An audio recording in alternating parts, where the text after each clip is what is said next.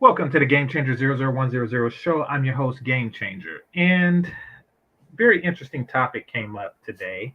Now, I want to warn everybody that I haven't actually seen the lead attorney versus April Mason video, or even if it's a versus, but I haven't seen the interaction and exchange of it yet.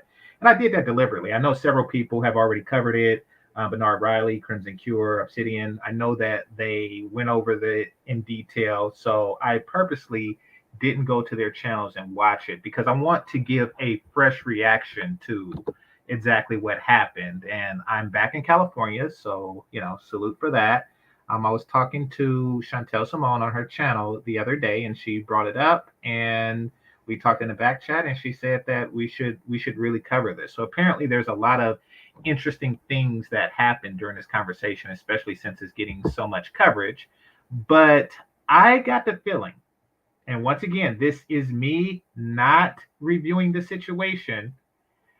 I think that we may have detected a fake pick me or a level two BFF or et cetera, et cetera, et cetera. I think that somebody may be trying to infiltrate the pick me ranks.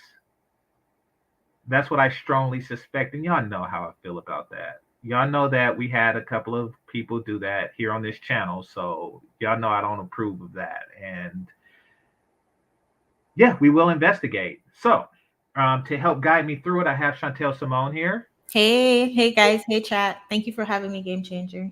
Thank you for coming. Greatly appreciate it.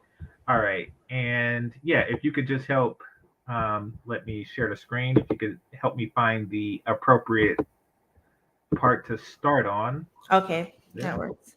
All right. So, all right. Now I went to this part because this is like 3 seconds before she comes up. So should I Mhm. do it there, or is there a little bit of intro?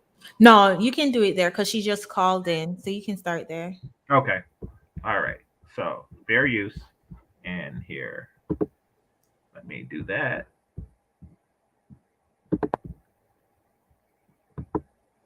Been so supportive on this stream, and we really got a lot to talk about because where is the floor? Where is the floor if we can't even get a place? You guys will remember kind of what set this off when April was like, "No, nah, I'm not going to really do this anymore." She was talking about. Let me pull it back up here. Let's try this again. Let's try to add her to the stream. Hey guys. All right, we can hear you. Thank you so much. Okay, I saw what was going on. I have my YouTube app on and the live stream. I mean the link. Okay, so we should be good now. Let me run in this area. No problem. No problem. And while you are getting yourself. Okay, I gotta say this. Right off the bat, she start off with the dark rim glasses. And Chantel, you know more than anybody how I feel about dark rim glasses. Yeah. It just didn't work for her. Okay, here's the thing, and I think that the people listening know this about me in April. So in the discussion, especially on Chantel's channel, actually that's the only place I talked about it. People were saying that she's an attractive woman, et cetera, et cetera, et cetera. I'm going to be the first to say that she's not my type physically. And the dark rim glasses didn't help. Mm-hmm. I think that so which and it actually went in reverse. I think that she understands that guys like myself like it, so she's going to do it even though she has 2020 visions. It kind of I don't know. It's like she's making herself out to be more deceptive. She's showing her more deceptive side. Mm-hmm. Mm-hmm. Like So go for that it. dark rim glasses, it's a thing. It's a thing for me. Oh, Um, it's a thing that is a thing for me, and even though I'm older and I see it less and less in women within my age range, mm-hmm. it and even well below my age range, braces has always been a thing for me. Okay. I don't know why. I don't know why certain imperfections really just turn me on. blindness and crooked teeth. I like, because that's what the glasses and the braces are meant to correct. Mm-hmm. For whatever reason, it does it for me. Hey, we all have our things, right? Yeah. And big breasts, but Okay. that's pretty much common throughout the male spectrum. But however, April's are, I mean, her wobble tees don't wobble, which Mm-hmm. leads me to the conclusion that she had like augmentation in the early 90s Mm-hmm. when they use vibranium or something, because they don't wobble, they're just hard. Yeah. Or whatever's inside of baseballs. Like, I don't know, it's like cement. Yeah. I must say, I would say she's attractive for her age, being 46.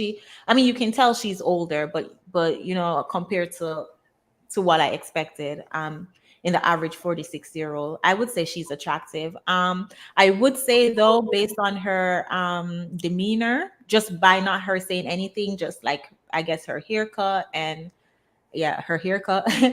She does give me a little masculine, because even before I knew of her, I would see her pictures and I wouldn't like gravitate to her because of like her haircut. There's just something about short hair I agree.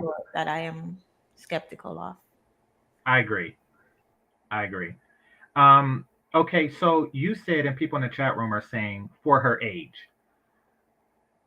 Listen, Mhm. when a person is, when me as a man, when I'm attracted to a woman, I don't give them a for something I'm attracted to. I don't say that either a woman is attractive or not. I don't put them into categories and say, you are the best at this category. There isn't like a weight class, like you're the light featherweight champion of attractive, which means that you're when they say like light featherweight champion, it means that, you're the best fighter in this particular weight class. I don't say that you are an attractive woman in this particular age range. I'm saying Mhm. like throughout the plurality of women, Mhm. 18 to 80, does she do it for me? And the answer is no. Yeah. But I strongly suspect that she wouldn't have done it for me at 18. I strongly suspect that. Mhm. Mhm. Okay. Yeah. What is you see this person here? It has nothing to do with her skin color. What's wrong with you? What's wrong? Did I mention her skin color? No, we're not. That's not what we're talking about. So. That whenever you mention something, and once again, I'm not saying, listen, I'm not saying she's an ugly woman. I'm just saying like features that I find attractive, I don't necessarily find attractive on her. That's what I'm saying. Mhm. And the thing, where do you get dark skin from? Why do you always go there? It's very weird. It really highlights your own insecurity. Mhm. It does. Mhm. Because we weren't even talking about that, like at all. Wait, we were talking about that? No, we weren't. That's why I said we weren't even Oh talking yeah, about that. And out of exactly, nowhere, she said dark skin. Yeah. Yeah. exactly. All right, let me continue. Stuff in all this beautiful light. Let me kind of pull up what kind of set this off in the beginning, right? We this kind of set it off at the beginning, right? When we were looking at it, and how you were talking about you had been helping women for over 10 years, and some of the things that you had encountered. But we can read this on our own time. But I want to maximize the time that we have here with you. Kind of tell us firsthand about your experience. Some of my audience doesn't know who you are. So can you give us a little background about who you are, what you've been doing for Black women for so long, and then kind of the things that you've seen as time has gone on, some of the problems that you've encountered? Well, one of the thing is, I have been I started out. It's interesting how I got into the dating space. I believe that God gives to who He chooses, and I just happen to be one that can hear the male and the female. And normally, when there's a conference, all-male conference, April Mason is normally on a panel of men because I can translate what the men are saying to the women and what the women are trying to say to the men. So it was just a gifting that happened, and Okay, maybe you could translate what she's saying to me, because what I'm hearing is that men are saying real hair, small waist, pretty face with the big bank, sandwiches, sex, and submission, and they're hearing something else. Is this true? Because we're pretty Um, clear, in my opinion. that I could hardly hear her. Her audio gets much better, like 2 seconds in the clip, and she's Okay. going to repeat herself. But you're asking to clarify if she said that a lot of women wanted to be men. Well, no, no. What I gathered from what she was saying was that she understands both men and women, and she spent the first 10 years of her career translating what men want so Mm-hmm. women can understand it. But why is translation needed? Yeah, and then she's gonna contradict herself. Like this Oh, is gonna be extremely interesting because she said that like she spent her time, understanding men and understanding women's point of view, and then translating it. But she contradicts herself a lot because as the clip go on, you'll learn that that's not what she does in terms of okay, understanding what men want. That she does the complete opposite. okay. Um, she also said something about men giving gifts, but I think that's going to clear up later too. I'm Yeah, not and the sure. audio. Yeah, her audio gets much better. Okay, all right. Let's continue. I started seeing how we were shifting. So see, I'm one of those people that believe that. Wait, I don't even know your first name. What's your first name? Just lead. You can call me the lead, Oh, attorney. Lee. So, Lee, what happened was I started noticing how we as women started to Yeah, become your audio sounds great. If you could stay right there. right there. Okay. I'm just saying right here. I noticed that as women, women started to become the type of men that they were seeking. And what happened was Wait. Let me just pause that for a second. Because you just said it like it was nothing. But hold on, you're saying women started to become the men that they were seeking. That's deep, right? Yes. And so what happened was I was never raised in the strong, independent Black woman, household. That was not me. My mother, actually, it was the other way around for me. My mother actually married a man that could not honor her femininity. So what I did in turn was I went extremely hard because I'm like, man, this fool, he played her. He did not treat her right. And my mother, I thought she was passive, not realizing she was what a feminine woman is. She just married a man that was not equipped to handle. Okay, so far what I'm getting is she's kind of painting a perfect Mm-hmm. pick me story. Mm-hmm. Yeah, she's kind of like if somebody was to write a pick me movie, Mm-hmm. it would start off like that. You know what? What I got from it is she said that her mom, she thought her mom was extremely passive, but turns out that her mom was just feminine. I would push back on that because what she's implying is that her mom was married to a man who wasn't, stepping up to the plate, who wasn't doing his role, doing what he's supposed to do, based on what she's saying. That kind of makes confirm that feminine women are doormats by her saying that. Because her mom was just sitting there taking and I don't think it's physical abuse, but just taking the mistreatment, just taking whatever the guy was giving it to her.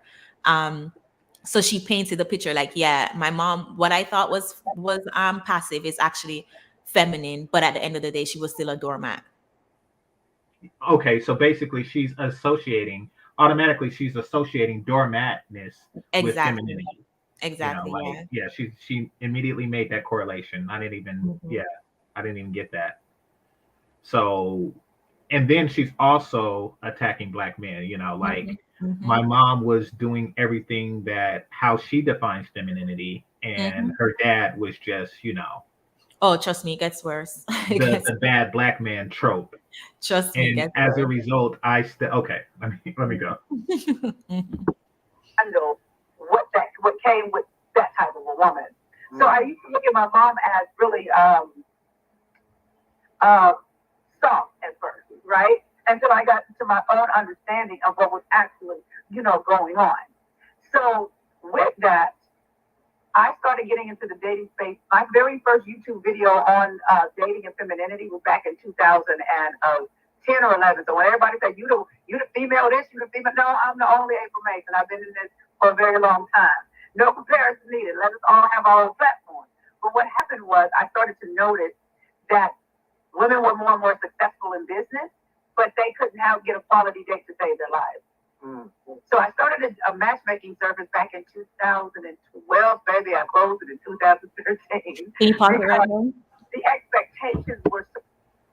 Go for it. Now, what I want to point out, she said that she got off the conversation about her mom being passive, but it was actually feminine. She jumped directly into her starting her business because of that. So if you notice, then she started her business out of not teaching women how to be feminine, but teaching the example that she saw from her mom, if that makes sense. Could you break that down some? Okay, so she said that her mom was extremely passive, which, you know, she later learned that that was feminine. And then she said because of that, she started her business. But she didn't start her business on her mom being feminine side. She started her business on more of the don't let a man take advantage of you in your feminine. Right. Yeah. Right. Once again, it's too scripted. You know, there's too many tropes that exist in this. You know, I mean, she basically gave like a modern Color Purple, and I know you've seen that movie. You know, like, okay, imagine Color Purple taking place in the 80s, and she's the daughter of Celie and Mr. Exactly. Yeah. And she's teaching women to not be victim, basically. Exactly. And then she follows another trope, and that is the successful Black female businesswoman, which is a much newer trope, but it's not really. It's all an illusion, and I talked about this on my channel. You know, a lot of these women are not as successful as they appear to be. They just work indoors at white collar jobs, but not necessarily the highest paying white collar jobs. That's part of the illusion, and that's something that she's playing into. So she obviously has like a well tailored backstory to wherever she's going with this. Yeah. You know, so yeah, very useful. So unreal. And what was happening was women were thinking. They were looking at themselves and they weren't doing a panoramic view of themselves. It's equivalent to when I was married, and I got married in my 20s and divorced in my 30s. And I didn't realize that I was in a bad marriage until one day, or that I was depressed until one day, Lee, I actually walked in Walmart and I walked across past the mirror, and I'm only 5'3", 5'4". That's why we love them over here. We love the short women over here. We don't like the 5'10". I'm a shorty. I'm a shorty over here. Normally my license say 5'4", but I walked past the mirror and I noticed I had got up to a size 16.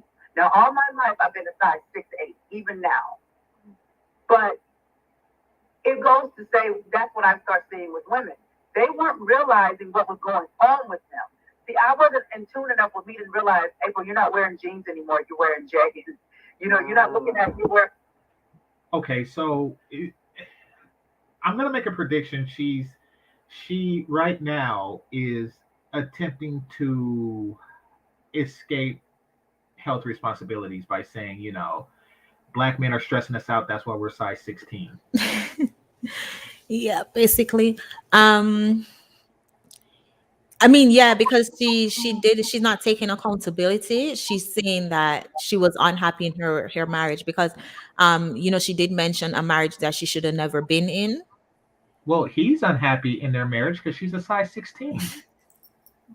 I think any man that marries a size 6 and, you know, winds up with a size 16 is unhappy.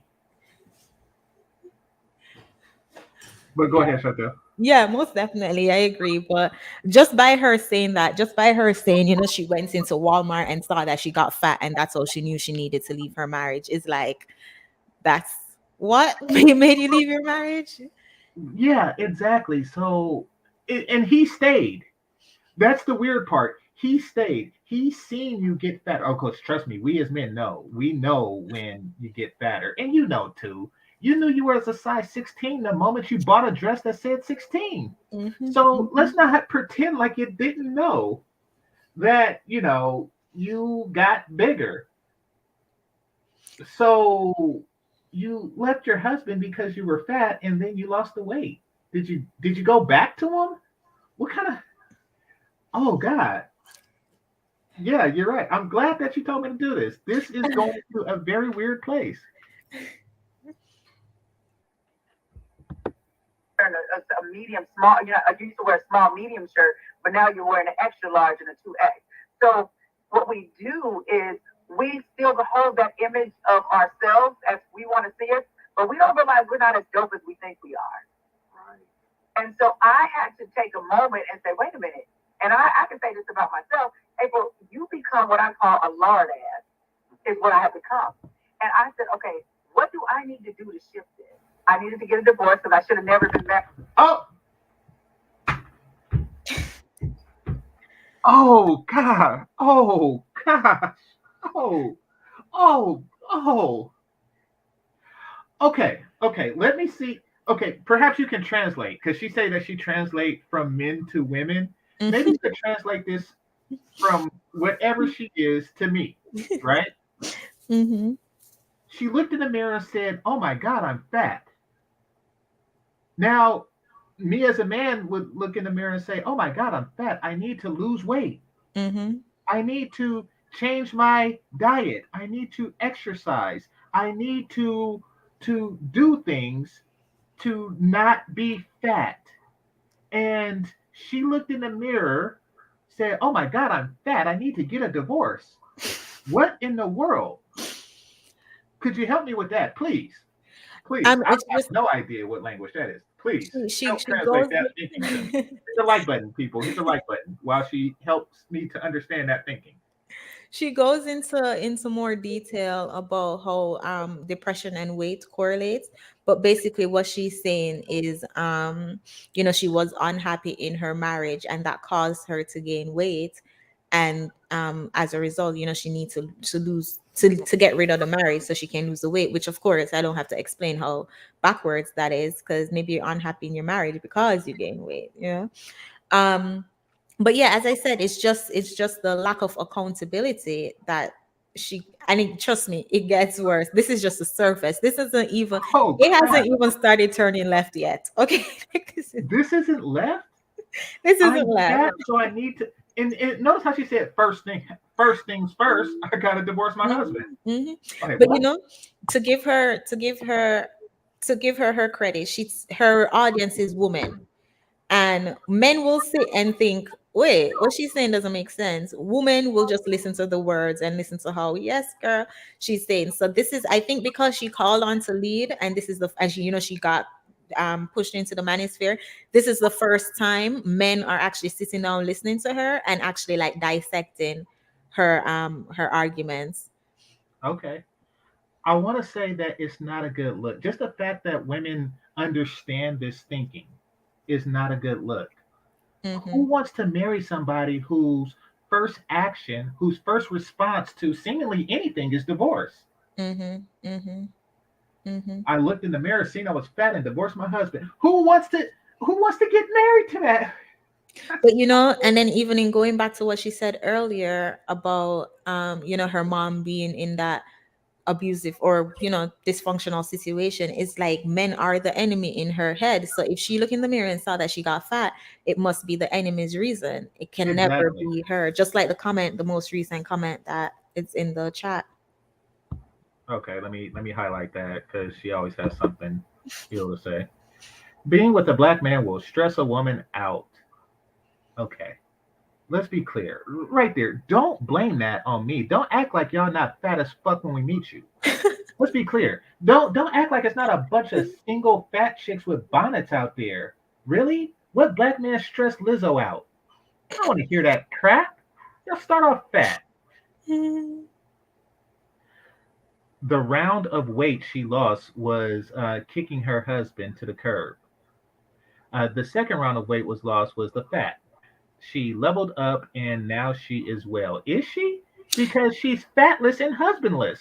You know what? And I want to address that too. The fact that she's like the first runaway she lost was kicking her husband to the curb without even getting the other side of the story, without even knowing what kind of man her husband was. We're just going to assume that her husband was a guy that she needed to kick to the curb. That's how dysfunctional we are as Black women when it comes to our Black men. Exactly. And that comes from years of propaganda that comes from Mhm. women like this. She did it with her father and Mhm. her husband. Because Mhm. it's always it's his fault that you're fat. What was Exactly. he doing? Was he like preparing to sacrifice you to a giant African bird? Like, what was he going to feed you to a bigger creature? Why was Mhm. he fattening you up? Did he just tie you down and pour pancake mix and butter down your gullet? No, he didn't do anything. You got fat because you got comfortable. You got fat because you got happy. I'm stressed. So what? Ice cream? No. All right, let me continue. Y'all saying it's gonna get worse. I gotta hear this. All right. Married in the first place. And I needed to learn how to love myself more so that when it was time for me to remarry again, I could choose a better partner. So she basically tried to re-cash in her chips. She basically found a man when she was in her 20s and childless. When she was younger, hotter, sexier, childless, and she wanted to trade up is what she attempted to do. She wanted to trade up. So she's like, I'm going to get rid of what I got. I'm going to get rid of the best man that I can attract when I was younger, hotter, sexier, childless. And then I'm going to take my older single mother fatness, put that on the market, and see if I can do better. Somehow that is a good plan. But I mean, I don't want to spoil it for you, but she literally says that. Continue. Oh crap, that is a spoil. But yeah, no, I'm predicting her behavior. So it's good that I'm watching it fresh. I'm predicting her Yeah. behavior. This is ridiculous. And I knew two women. I worked with them both that got gastric bypass and they left their current dude, Mm. and it always ended up bad. Mm-hmm. You know. All right. So about business, $10 says he handcuffed to the bed and fed her hot dogs all day. Yeah, something. Yeah, like hot dogs and mayonnaise. Like it's come on now. You did that because you got comfortable. You knew that he vowed to stick with you through sickness and health, and you just seen it as a license to get sick and unhealthy. Appreciate it about business. So that's how I really got really heavy into this work because I actually. Ha! She said heavy. All right, I'm gonna stop pausing so much. That's how I got real heavy into the work. I started off as a size 6 and then I ended up as a size 16, and that's how I got heavy into my work. Oh, okay, all right. Actually went through it. Yeah. And so, except from the strong part, I didn't come from a bunch of strong, independent women like that. I came from more of the feminine woman household. Although, I had maybe one or two aunts that was a little but overall, my overall upbringing was more of the feminine energy woman that I looked at as something being weak, not realizing they just chose the wrong men to choose to cover them. Okay, shout out to lead attorney. He's just letting her incriminate herself, and he has a new tie. I don't know if y'all noticed this. He's been rocking that one tie for quite some time, but he got a new tie. Now, And he's just letting her talk. He's literally just letting her talk. But he's listening because he's gonna ask her some questions soon. Okay. Well, no, it's a skill set that obviously he gained from his occupation. So yeah, salute to him on that. And the tie. All right. So Big Magda Fisher, thanks a lot for the super sticker. Appreciate you, brother. Always coming through. Snuggles coming through as well. Appreciate you. It's very interesting how the men seems to always be the bad person. I know we're the constant. We are like Skeletor and Lex Luthor and the Joker in one.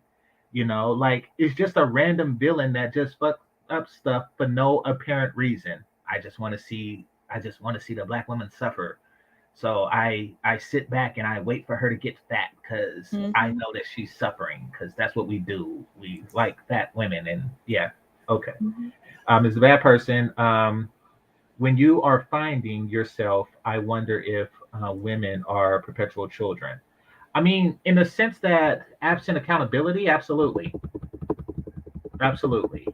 She literally blamed this man for her weight, for her weight gain, which is something that you it doesn't benefit the man.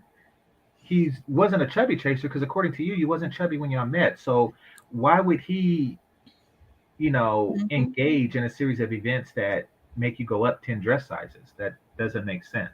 And then even to add, it seems as though every time women are finding themselves or want to be level up, the solution is always to get rid of the man. Exactly.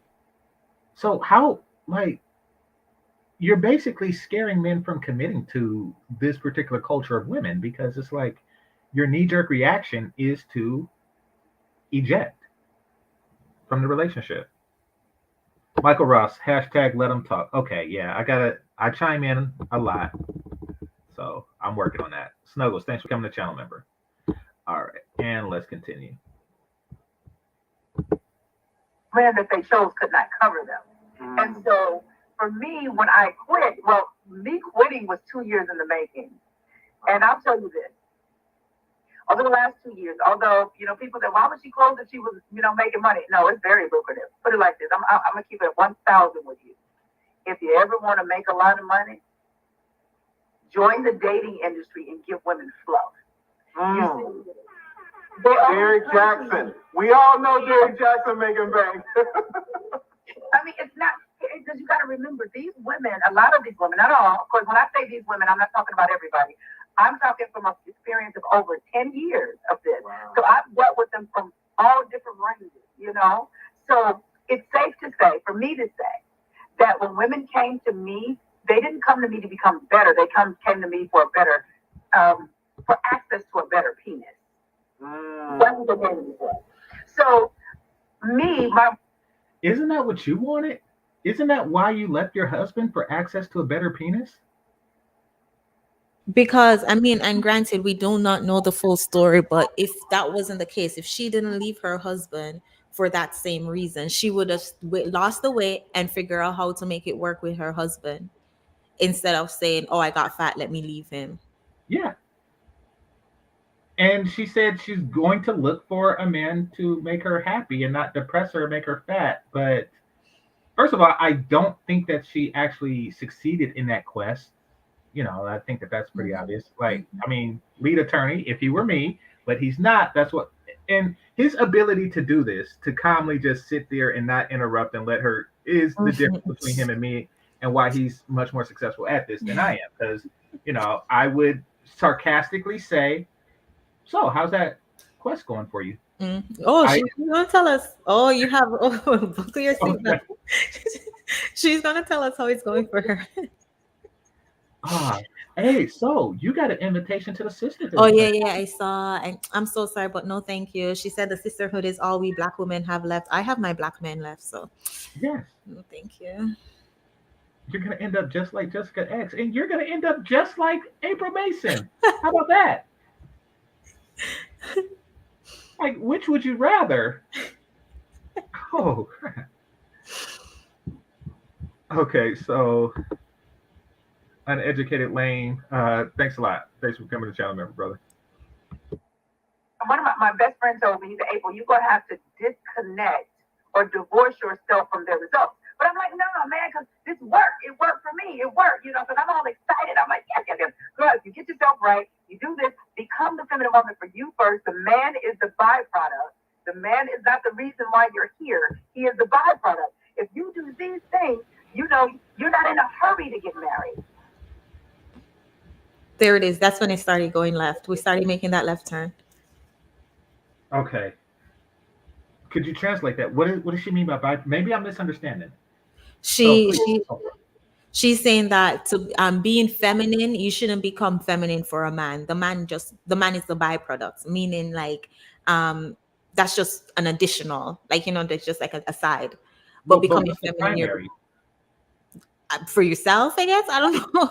I don't know, because I can't imagine becoming feminine and not having, and it not being for a man, because then what else? Why would, like, I don't know.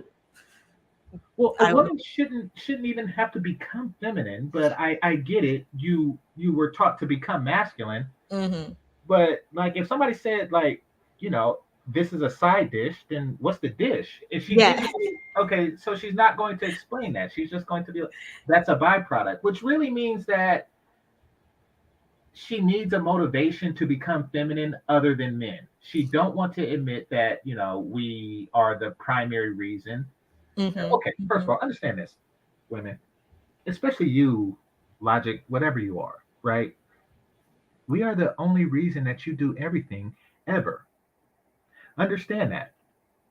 It's the reason why you have colorful panties on right now, even though nobody's going to see them, and in your case, don't want to see them. We're the reason that you do everything. We're the reason that your bra has an underwire in it. Okay, we're the reason that you do push-ups and your bra does push-ups. Okay, we're the reason that your lipstick is red. We are the reason that you got a weave on your head. We are the reason for everything. Let's not get it twisted. And I know that you don't want to admit that you value men because you don't want men to value themselves and therefore wind up with somebody like you. But guess what? We know it. We know that we're the reason that you do anything. We're the reason that you brush your teeth. We are the reason. You want to know how I know? Look at I'm not talking about the man woman, but I'm talking. There's a word for it. I'm not going to trigger the algorithm. I'm talking about women who like women. Look at them. Look at their armpit hairs. Look at their leg hairs. Okay? We are the reason that you take a razor blade and put it to your legs regularly. Okay? Don't act like, I don't want to hear the bullshit. Don't act like it's something else. We are the reason that you do everything. Y'all tweak your eyebrows for my penis. Don't act like anything different. I mean, yeah. But you see, to the point that I mentioned earlier when she said she started her business not because of the men, but because she wanted to teach women to not be passive like her mom.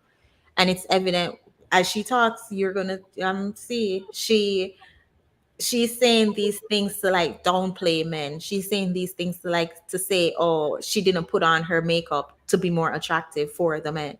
Because if that's not the case, then she likes women. Yeah.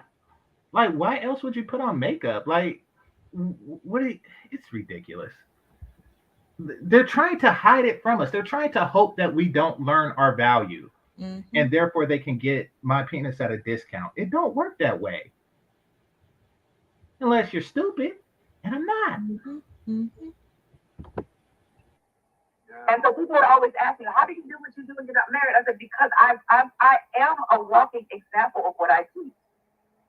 See, people think that the man is the validator. Although I love you guys, I love a man, just the way y'all walk and how y'all smell, and it's just all of that, right? Mm-hmm. It's just a byproduct. See. Oh, this is gonna be great. This is gonna be great. And I promise you, it just started turning, so it's not even there yet. This isn't even it. Okay, I know y'all are waiting for. I know I keep interrupting, but this is just too good. She actually said, "I know that y'all think that y'all are the validator. We are the validator. Mm-hmm. Is there another validator? Like, who determines your value to men other than men?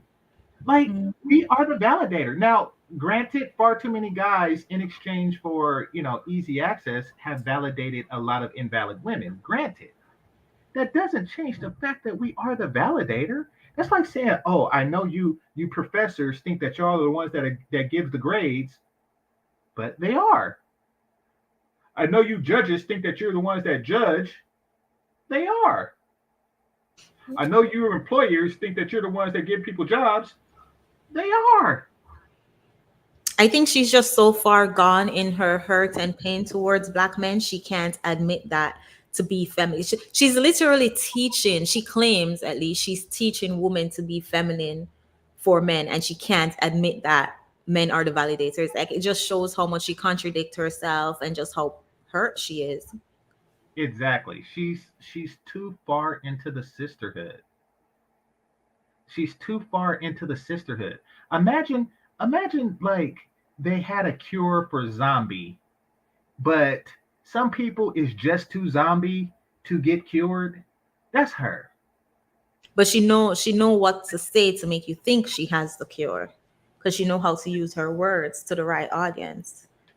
Yeah, true.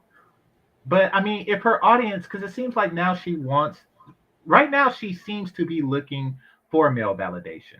She's quite literally, she's Mm-hmm. looking for lead attorney's validation. Mm-hmm.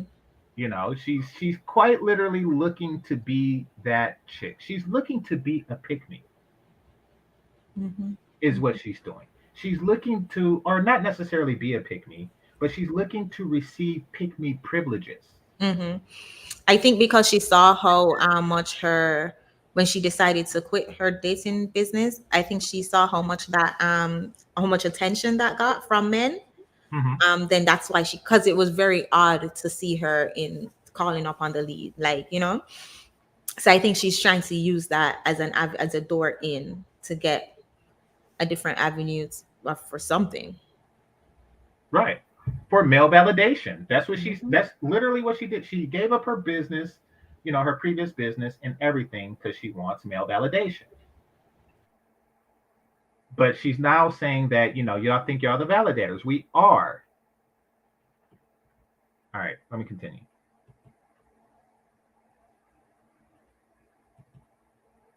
Women would think or question me, she don't have a husband because I wasn't supposed to have a husband while I was going through developing who April was.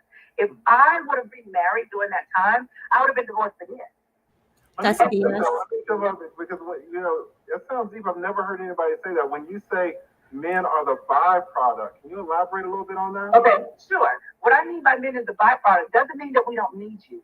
What it means is when you become a dope woman for yourself first, the type of man that you want will easily come along. Mm. So the man is the byproduct. Could you translate what So, what so go for it. that whole entire thing that she said is just, it's not it I'm sorry, it just doesn't, everything she said, because basically what she's saying is she will become a quote unquote dope woman for herself, and then she can get a man.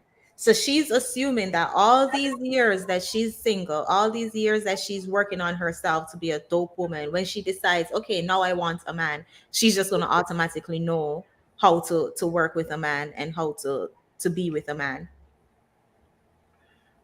Okay. So let's go through this for just the sake of entertainment. At 18, a woman is legal. She's legally able to, marry. However, it takes another 28 years for her to become a dope woman for herself, at which time a guy is just going to come along. Mm-hmm. Now, this reminds me of a conversation that you had with Shay Sade, where, y'all were taught that men are just going to come along. Mm-hmm. It seems like she don't want to throw away that teaching. She's created a scenario where men just come along. Mm-hmm. She contradicts herself because she said that she became a dope woman for herself first, and then because no, she said that if she didn't work on herself, then she would have been divorced already. So then what are you working on yourself? What are you doing? Why would you've been divorced if you're doing all this work on yourself? Right. Well, I think that part of the work she has done on herself is, getting wobble tees that don't wobble. Yeah. Okay, I know you don't understand. I get it. I get it.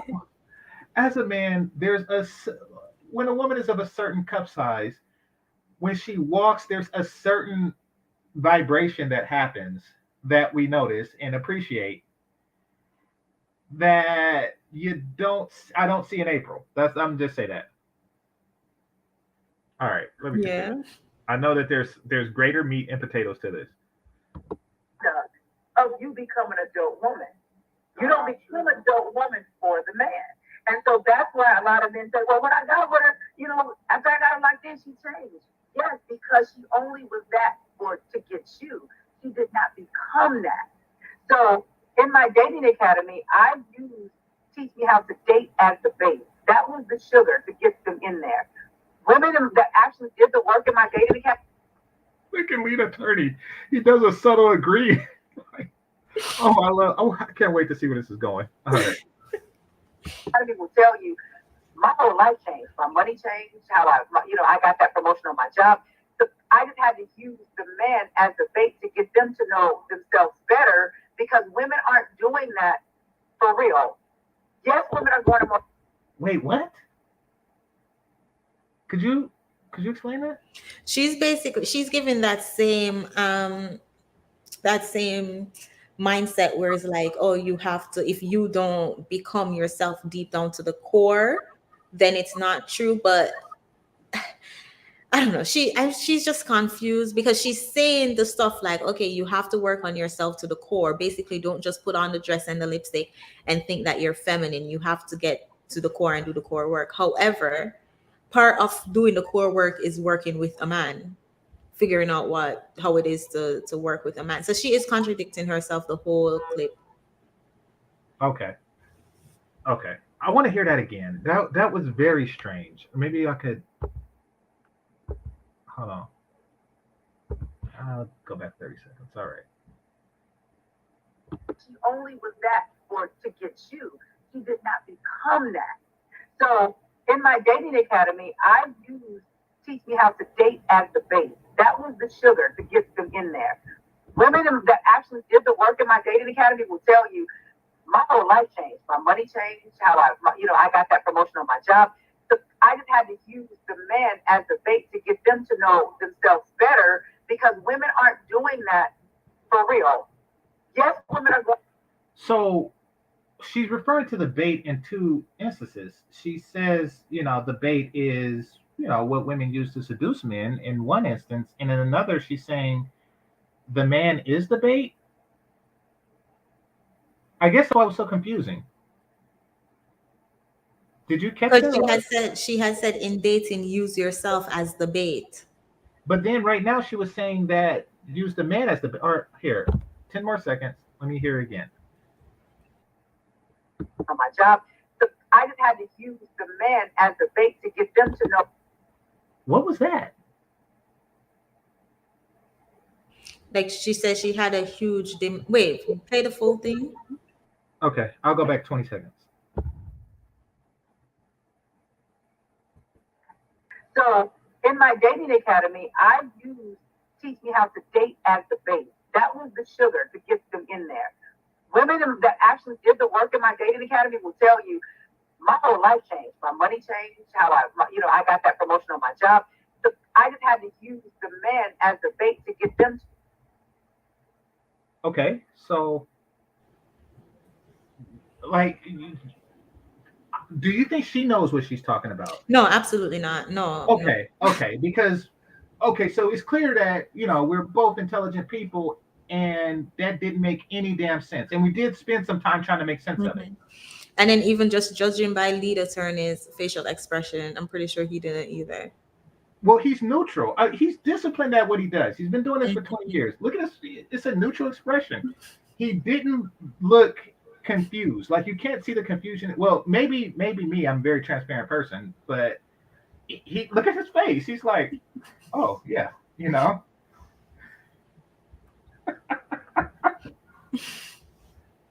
Okay. To know themselves better because women aren't doing that for real. Yes, women are going to more conferences.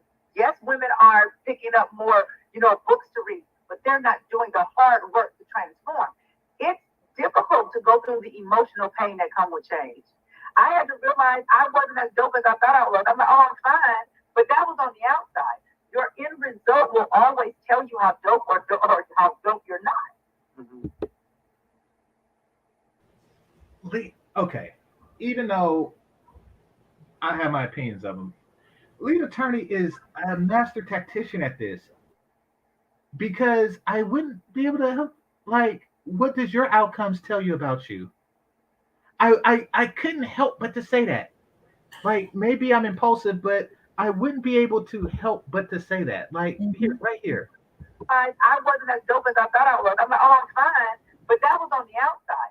Your end result will always tell you how dope or how dope you're not. I couldn't help but say, what does your end result tell you about your dopeness? I wouldn't. I couldn't help but saying that right then and there. Okay. So I was like, because when you said men are the byproduct, because with the more dope a woman becomes, maybe the better the man that she can pull can be. Like, I resonate with that. I think I like that. But then when you kept going, you were talking about, women making money more on their job, women getting these promotions, and that's where a lot of men would be like, well, okay, let me explain that. Okay. I'll explain it to you. So this is what I mean. A woman, I teach living a feminine lifestyle. Oh my God. Living a feminine lifestyle means even when you go to work, your energy is more, if you're dominant in the feminine, not necessarily the masculine all day. So although we have several family businesses, and I am the CEO of a couple of them, and then I have a 27-year-old daughter, and my 25 and 23-year-old sons, they run the business with me as well. However, I intentionally only give 10. Okay, I'm gonna stop right there. That could be anything. Okay. Listen me good, people in the chat, and people who are going to later listen in a recording. You are not a CEO ever. Unless you have, here's the thing. CEO means Chief Executive Officer. And unless there are other executive officers, you are not the CEO. You're not. You need other officers, other departments, and other people underneath those people.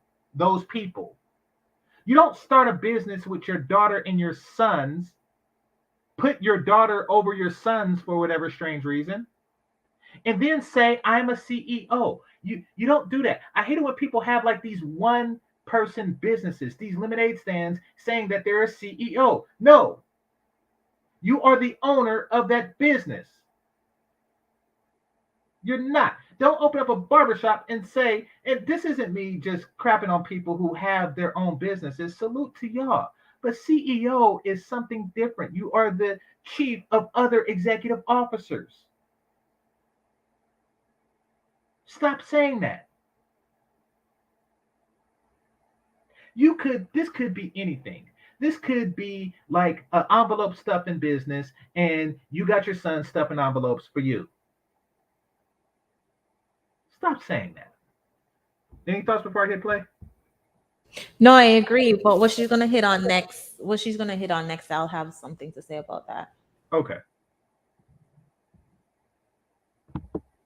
To 15% of my masculine energy to my business every day. Mm-hmm. That means I'm allowing myself a cap so that I can make sure that I am not throwing myself in the masculine energy as my dominant.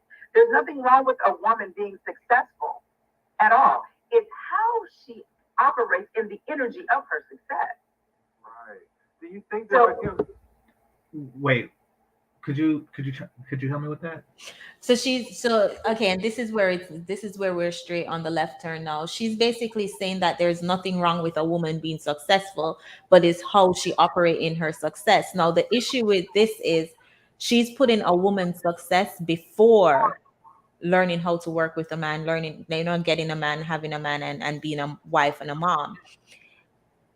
she's kind of like flipping it. So she's saying, woman, you can still be successful, go out and get your bag, and then the man will come. And then, and you know, that's just the same talking points of the feminists. Mm-hmm. What did she mean when she said the cap? And this is what I wanted to touch on. So when I heard her in an interview about a month ago, she explained this and I understood it when she said it. You know, we have, you're dominant in either your masculine or your feminine trait. You're dominant in your masculine or feminine energy, but there are some traits. There are some feminine traits. There's some masculine traits. So what I understood from what she said on the interview a month ago was she shows up as a feminine woman, but sometimes she has to tap into some masculine traits, like, you know, being assertive if she's leading a meeting. If, you know, there are certain things that you have to do. Men have to do it too when they're masculine, they're in their masculine energy. But if they're feeding their babies or, you know, taking care of their kids, they tap into that nurturing side, that more of a feminine trait side.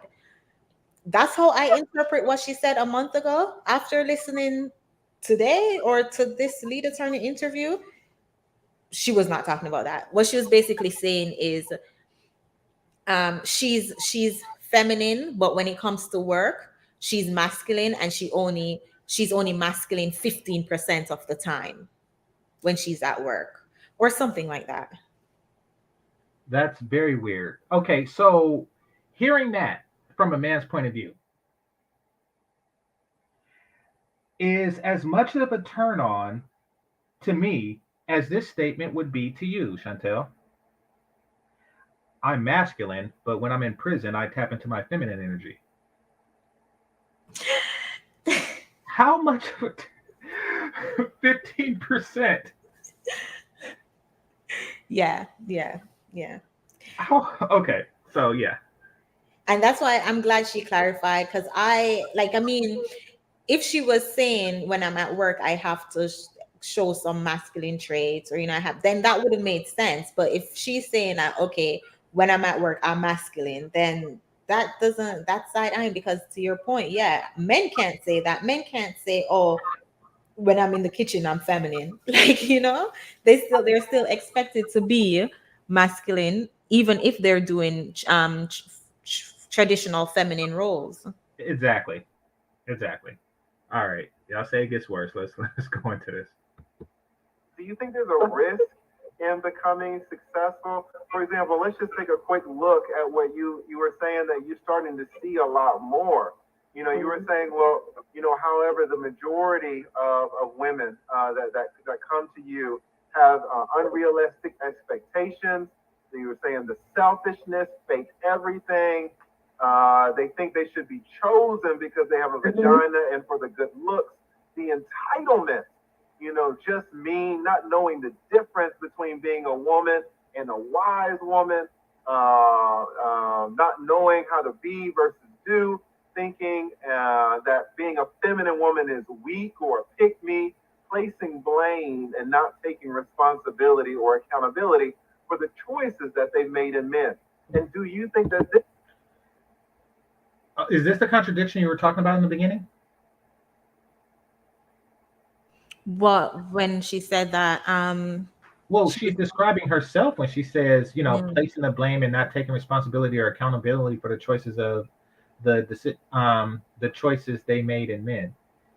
I didn't even pick that up, but yeah, she's contradicting herself with, like, when I say self-awareness is key, because she doesn't even notice what she's doing. Yeah. Okay. This is also a byproduct of women becoming more dope. Now they're saying, hey, well, I can now have expectations that are higher, maybe to the extent they're unrealistic. Maybe I don't want to take blame for anything because I'm so dope. Do you see this as a risk of being more dope?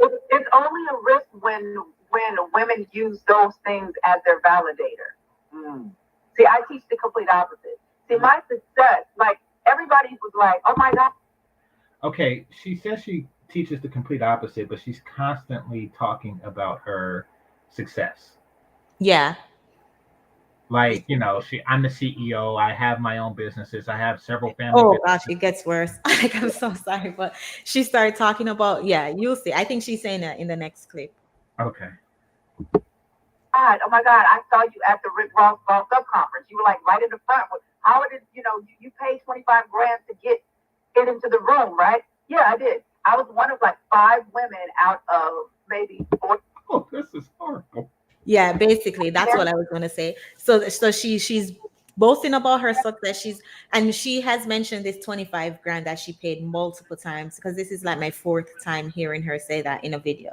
Like Oh, crap. she's leading with the fact that she paid $25,000 to go to the Rick Ross event. And I mean, you know that, like, leading with your success, leading with your degrees, leading what you can do is clear cut masculine energy.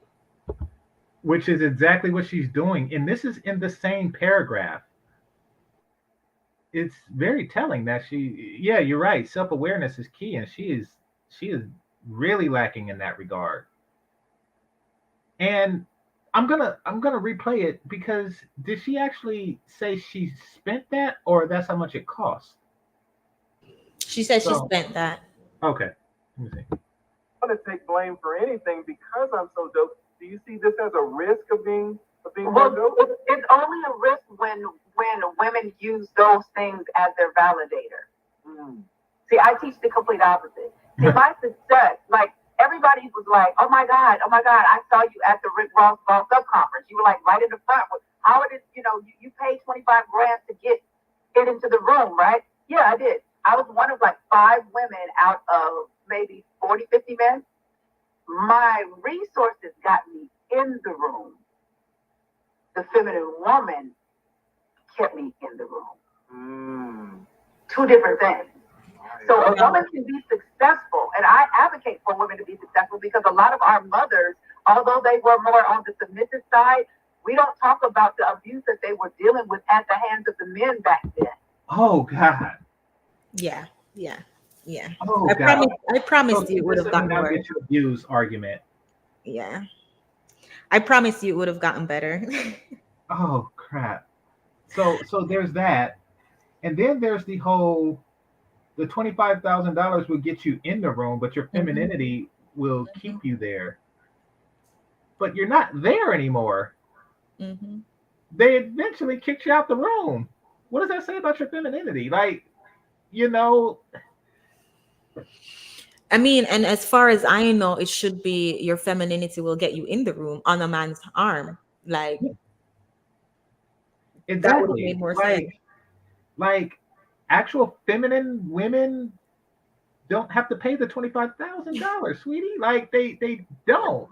Like, they just get invited by Rick Ross to go. And the thing is, I don't know if she mentions this in this video, so I don't want to spoil it, but she talks a lot about like the places that she hangs out with these men. And it's obvious that she's a type of woman that, okay, we can kick it with, she's our friend. She's that, that one girl that hang out with the guys. And in her head, she's thinking, oh, I'm in these spaces with these men, then I must be a feminine woman that they want around. But a man is not going to bring a feminine woman in those spaces that she's going to mention, if she mentions it. If she doesn't, I'll bring it up. Okay. Right? Because they didn't have any resources to say, you know what, I'm going to leave this abuse. I'm going to leave, whether it's emotional, mental, abuse. I'm not really being loved. I'm just being provided for, but at what cost? So there is that balance. It's not this or that. It's this and that. So a lot of times people want us to go back to our, the women back in the 40s and 50s. I don't want us to go back there in all ways.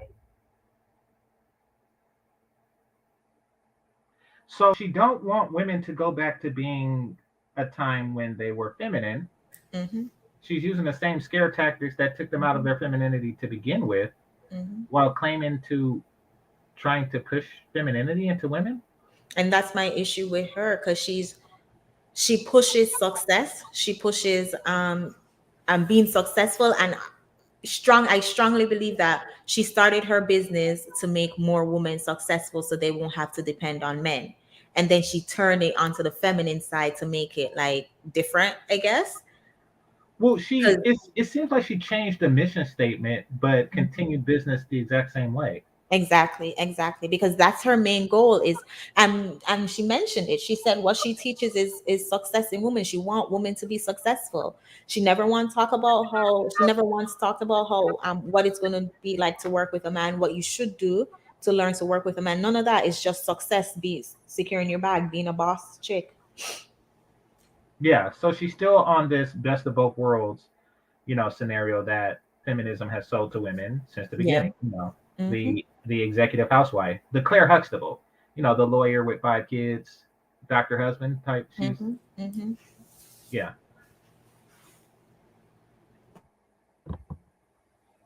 Because we were not treated equally as far as human beings. I don't think men and women are equal from the same. I think we are both equal human beings, but even God created us to where we are different, and our differences is what makes us drawn to one another. But I have no problem with a woman being in business or being a successful woman. It's how she does what she does. That's why I trademarked the feminine CEO. That means I'm a woman doing business, not a businesswoman. A businesswoman puts the business before the woman. So that's what I teach was, teach my women, and that my tribe. So once again, it sounds like a rebranding of the same thing. Yeah, basically. And it's just so amazing that in this conversation she drops how many businesses she has, how many things she founded, how many things she's branded in a Right. conversation that's supposed to be talking about serving men a plate. Okay. Uh, Look at lead attorney. Yeah. You got to give it to him. That is the exact same expression from the last time I paused it. This is, yeah, it takes training to do what he's doing. I want to, okay, so what are we at? 5:13:28. All right. Random stop. Exact same expression.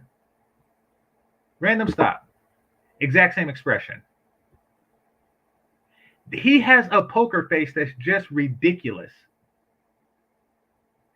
Look at that. He has a poker face. Look, random stop. Same expression. His poker face is spectacular. Yeah. He is just eating this all up. Like, okay, and then I'm going. He is just like letting her, same expression. He's just letting her do all this. He's just completely allowing her to annihilate herself. Mm-hmm. Mm-hmm. And as someone said in the chat earlier, they're grateful that he allowed her to talk because then she revealed herself. They say the more a woman talk, the more she's gonna expose. I gotta master that.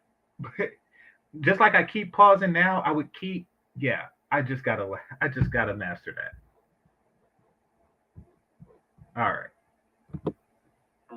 So that's what I teach was, teach my women, and that my tribe, that go ahead, go make your money. But understand these alpha men, these protectors, providers, these men that don't want you to go 50-50, although you're successful and you became self-sufficient for yourself, that type of man don't need you for what you're selling them. Right. So now that you understand this, what are you going to do to become more of the divine feminine energy woman? They don't want to do that part because to them it feels weak. But you're coming to the table saying, I want this high 6, 7, 8-figure earning man. And when I ask you what you bring to the table, the first thing you name is your degree. I know how to cook, and all this other stuff that they don't care about. Men with money, men with means, don't care if you really. I mean, you can cook, that's fine, but they can hire a chef. Everything that you are saying that you can do, they can hire somebody to replace what you do. So when you move the corporate ladder or get successful in your business, that does not mean you don't be the woman. And a lot of times, especially our men, they say they want this type of woman, but they don't create an environment for that woman to actually be. Yep. Flipped it right back on the men. But in her post, she's like, taking accountability. Flipped it right back on the men. And what does she mean when she said create the environment that? The excuse that they say I can be feminine when. So that's what she's basically saying. Create the environment, pay all the bills, be masculine so the woman can be feminine. She's a big contradiction. She contradicts herself. So, in her imagination, do you think women are wrangled? Like wrangle is what cowboys used to do. They would, take a lasso, a rope, wrangle up a cow, and then bring it back to their thing. And then once the cow is there, it behaves like a domesticated cow. Is that she thinks Mhm. that's what men will do, and then it's like, okay, we have this environment. Now you'll just turn feminine. But prior to that, they were just like taking. So it's our job to make a masculine woman feminine. Her whole entire business model contradicts itself because she's saying, I'm encouraging women to be successful, I'm encouraging women to get their bag because in the 40s and 50s we were abused. And then she's saying, oh, men need to create an environment for a woman to be. But it's like, how can a woman be if she's busy being successful and securing her bag? And not only that, they did create an environment. It's called the 40s and 50s. Yeah, exactly. That is the environment. And oh gosh. All she's doing is training women to be masculine, as the comment said. And then also she's having these talking points. So men will say, yeah, I agree with her. I mean, I'm giving her credit. She's a good businesswoman because she's saying certain things that men hear in passing and say, yeah, she's a good one. I agree with her. But if you were to really listen to her talk for an extended period of time, you'll know that she's not speaking anything of substance. True. True. Hence the letterhead. The letterhead is a pick me letterhead, but when you actually, dig Exactly, into it, exactly. And yeah. for so long, the men have just been reading her. And to come to think of it, so she maybe made that that Instagram post about closing down her business. That was probably a business tactic because the Manosphere, she know with the rise of Kevin Samuels, a lot of people discussing certain talking points. And if you were Mhm. to read that, it's a lot of those same talking points that, women don't want to submit, women don't want to be. So she probably used it as a business tactic to kind of expose herself a little more. Smart businesswoman, as she says. Good point. Yeah, good point. I mean, so and it well, I'll talk about that later.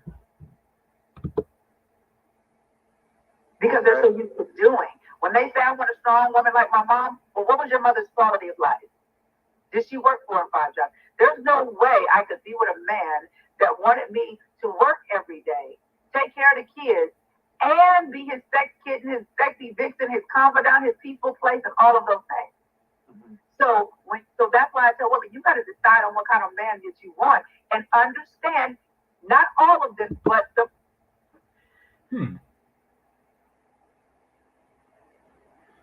Which really means you suck as a person. Because even if a man said that, I would say that he sucks as a man. Mhm, mhm. Like, if a man was to say, you expect me to go to work, parent, and fuck you? Like, yes, they do. That's what they expect you to do. You expect me to go to work, parent, fuck you, and mow the lawn? Yes. You expect me to go to work, parent, fuck you, mow the lawn, and clean the car? Yes. You expect me to go to work, parent, fuck you, mow the lawn, clean the car, and put the IKEA couch together? Yes. Yes, yes, they do. Are you saying that you can only do one? Is that what she's getting at? Is she saying that, if I fuck you, I got to quit my job? Or, if I work, I can no longer parent? Is that what she's saying? I want you. Y'all ever see like in Asian Tiger Mom? She's like middle management at her job, or even if she's a doctor, she still makes sure that her young prodigy gets the violin lessons. and she be on some geisha shit when her husband gets home. Like, it doesn't. What the hell? I don't know. I'm not a woman. Is that a tall ask? I mean, but then again, she contradicts herself once again, because she's saying that she's not going to do all these things, but at the same time, she's promoting women to be successful. So what's the point of being successful in your business if you don't want to work when you have your man? Good point. So she's saying, actually, that is a very good point, because the entire, thing she was doing was an advocacy for, the successful wife mother, the woman who has it all and is doing it all. So she's selling women on that concept, and then she just said that, we can't do that. You're right. That is a very, and that's what it comes back down to, self-awareness, because I genuinely think she does not hear herself when she talks. She just used so many words, and that is just like, at this point she's not even saying anything. Yeah. Somebody said, because being successful requires you to do a lot. Yeah, exactly. And having a successful family requires the same thing. The majority of that kind will have a certain criteria that they look for in a woman. So if you're looking for a high 6, 7, 8-figure earning man, please understand he don't need you for your degree. He don't need you for your good credit.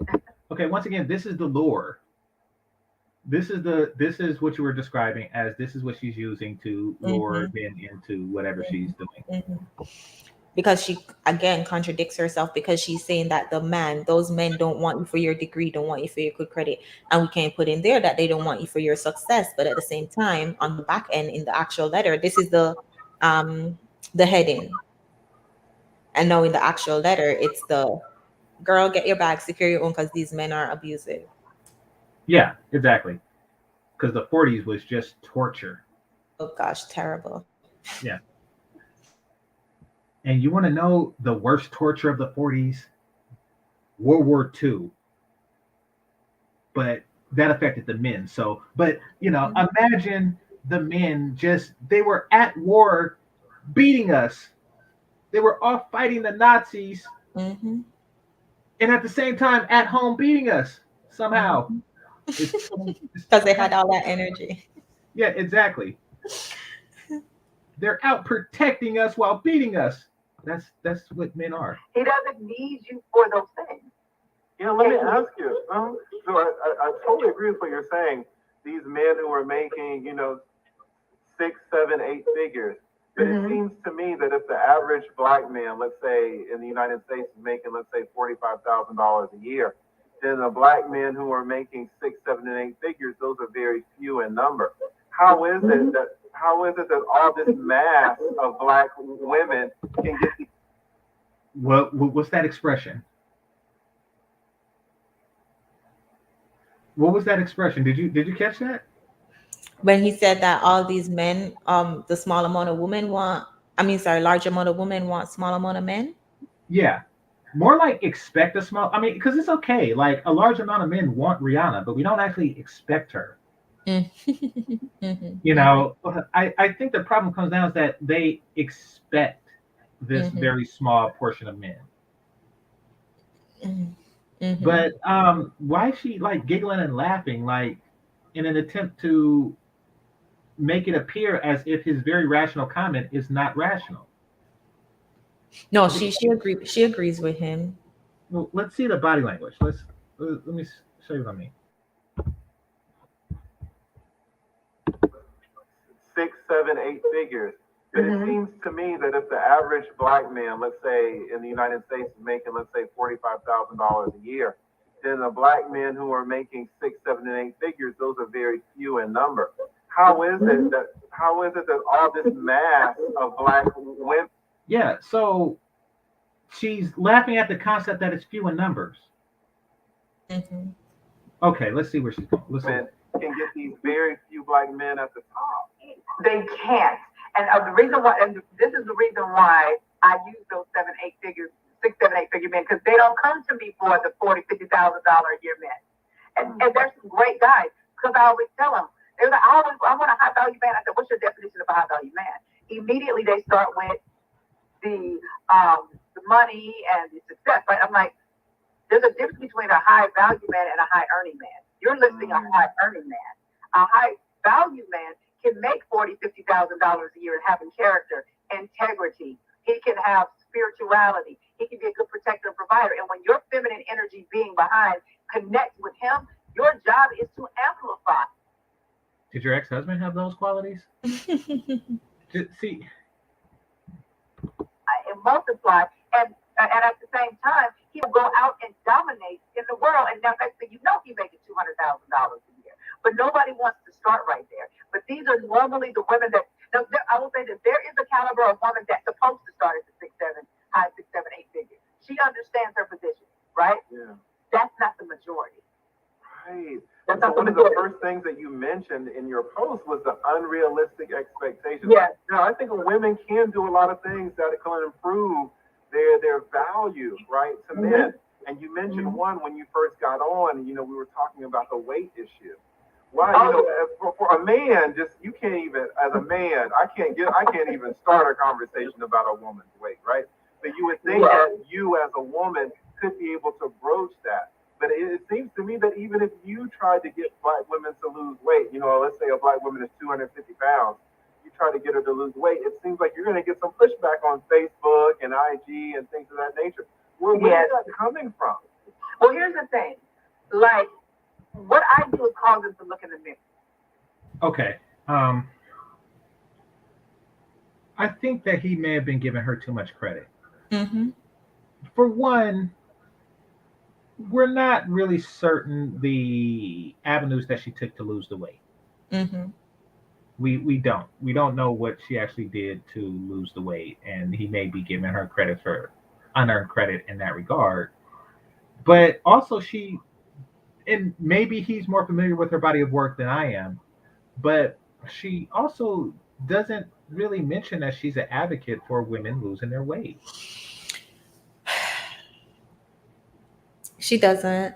And then she's one of those. She's one of those lipstick and dress woman, and think that Okay. that's enough. Like that's all she's telling these ladies. Because then even he says, there's a small percentage of men to the amount of women that want them, and she's like, yeah, that's what they're coming to me for. But that's what she's selling, that's what she's putting out there, because that's what she's always talking about. So if you're a dating coach and you're going to tell these women, oh, you can come to me for the high earning men, that's what they're going to come to you for. And again, it shows the lack of accountability on April's side. Mm-hmm. Wow. Okay. Let me continue.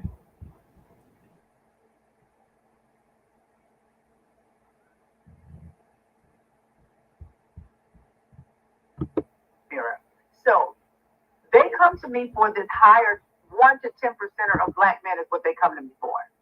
Now I hang out with those men. A lot of those men are single, right? And I get to hear, because what people didn't know, behind the scenes for the last 10 years, I've been the relationship dating coach to a lot of your favorite male celebrities. So I'm around them all the time. I just didn't push that because that was not my focus. It kind of happened by accident. And so now they're coming even harder. So I'm able to. That sounds like BS. What male celebrity would go to her, of all people, for relationship help? And why, after coaching so many quote unquote celebrities, you still have to pay $25,000 to get close to one of them? Exactly. That was a very strange thing. I mean, and then are they still single? Is the first question that would come to mind. Like, yeah, are they still single? It sounds like BS. It truly does. Mm-hmm. Mm-hmm. To speak from that level of man, right? The reason why I always use the 6, 7, 8-figure man and I don't really touch on the average guy is because I want women to see what they're asking for. Meaning, these guys that y'all looking for, they don't want red hair. They don't want blonde. And you know your chocolate is me. That's not what they want. They don't want long fingernails. They don't want a lot of different colors. Pink, neutral colors is fine. They don't want all of the extra eyelashes and all of that stuff. Now, right? So when I make them have to look in the mirror at what they're asking for versus what those men, I said, you gotta understand, those men have a list too. I'm around them all the time. Like, I was in Miami a couple of weeks ago, and they asked me to go to the strip club. I go to the strip club with some of the fellas because that's their environment. That's where they want to talk. So I'm sitting there. They're giving out dollars while they're telling me, but Miss April, she broke my heart, right? So I'm able to keep. This is a very strange story. Mm-hmm. This is a very strange story on both parts. Mm-hmm. Let's just take this for face value and saying that it's completely true. It means that there's a guy out there saying, hey, April, I'm really looking for the right woman. I think the appropriate place to talk about this is the strip club. Mm-hmm. Mm-hmm. Mm-hmm. Mm-hmm. And she said, okay, I think that we should have the conversation of how to find you the right woman while through the loud music, horrible food, and biteables and wobble teas that's just everywhere. Mm-hmm. You know, like, I think we should be talking about looking for healthy relationships while listening to booty, booty, booty, booty, rocking everywhere, rocking everywhere, rocking everywhere. And to my point earlier, this is what I was talking about. She thinks because she's hanging out with them, she can get one of them, or that they trust her judgment. But basically, going to the strip club with them don't mean that they will wife you up. It just means that they see you as one of the guys. Or one of the strippers. Or one of the strippers. Yeah.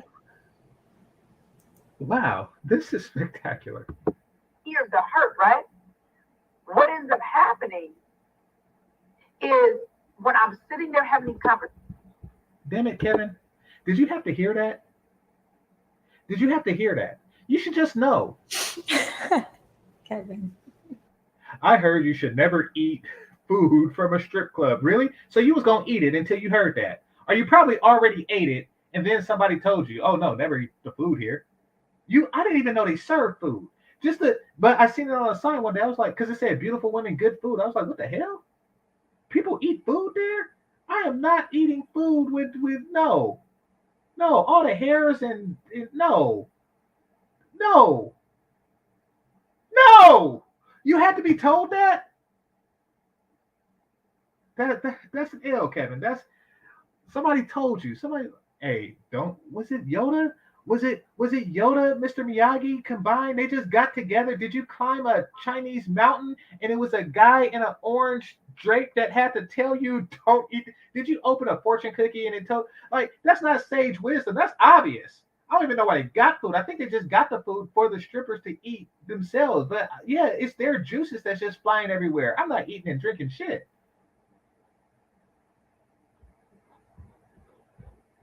Yeah, some of them serve food.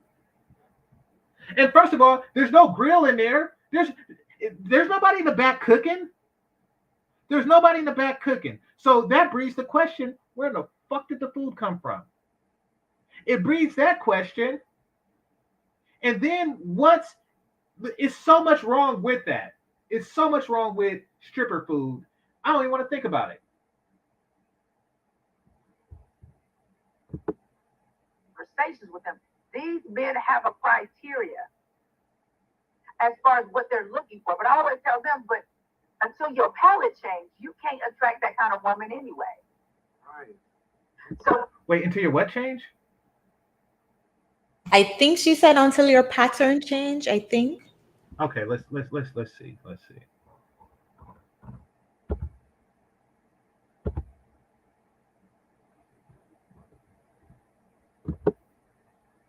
hear the hurt, right? What ends up happening is when I'm sitting there having these conversations with them, these men have a criteria as far as what they're looking for. But I always tell them, but until your palate change, you can't attract that kind of woman anyway. Right. Until your palate. What the fuck is that? What is that?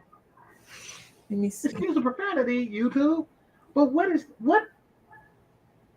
what the hell? Okay, help me out, Chantelle. What in the world was that? I mean, according to Google, Okay. when she said these men have a criteria, but she said unless your palate change, you can't attract those women. But I thought your palate is like a person appreciation for a taste or flavor. So basically, she's telling these men to change their standards. I don't get it. Because unless you change, you can't attract those kind of women, the kind of women that these men want. Well, what do they want? So basically, rich men need to change their palates. Yeah. Into what? Here's another contradiction. Because okay, and I think that she's trying to say that they shouldn't be in strip clubs. Now, listen, I'm not a strip club guy. I could maybe count on one, maybe two hands the number of times I've been. And I can tell you that this is just something guys do. Like they can completely separate the woman that they want to be with from the woman that they want to pay to shake her ass. Mm-hmm. Those are two separate things. Like just because they're in a strip club, that doesn't mean that that's their palate. Mm-hmm. Mm-hmm. And even then, what does that have to do with the guy's criteria? Because she said these men have their criteria, but she's telling them unless their palate change, they won't attract that kind of woman. So she's basically telling these men to change your standards. Okay, and it's funny that she brought this up when lead attorney was saying that he should tell the women to change their palate because they all want the same top 0.001% of men. Mm-hmm. This is getting very bizarre. Now, I think that she's come to the realization that, and okay, let me back up.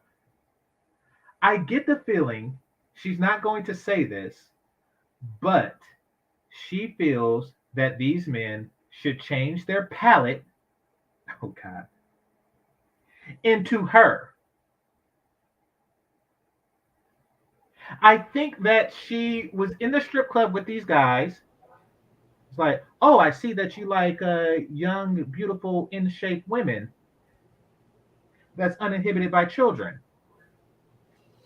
You need to change your palate.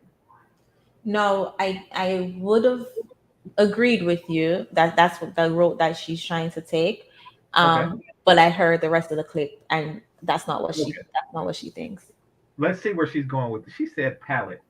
Oh God. Of course, there's various, different meanings of that word.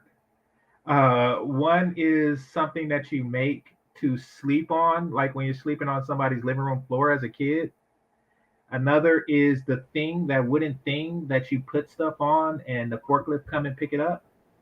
And the third, which is the closest, is sophistication and taste. Mm-hmm. By every definition of the word that I know and that you Googled, that sentence didn't make any damn sense. None at all. None. Okay. Just okay.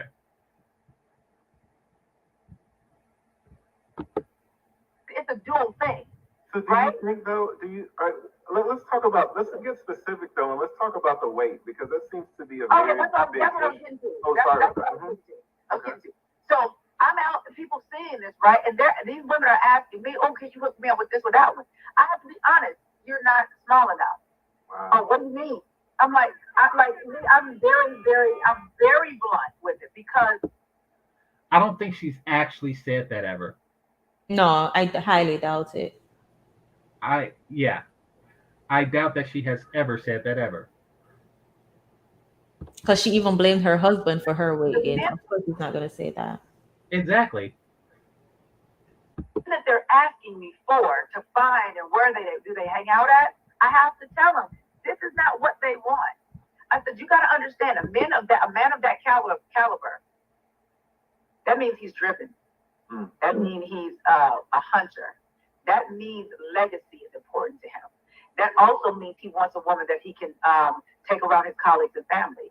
And it also means that you don't understand that a man gets major props for the type of woman that he has on his arm. Beyonce said and upgrade you.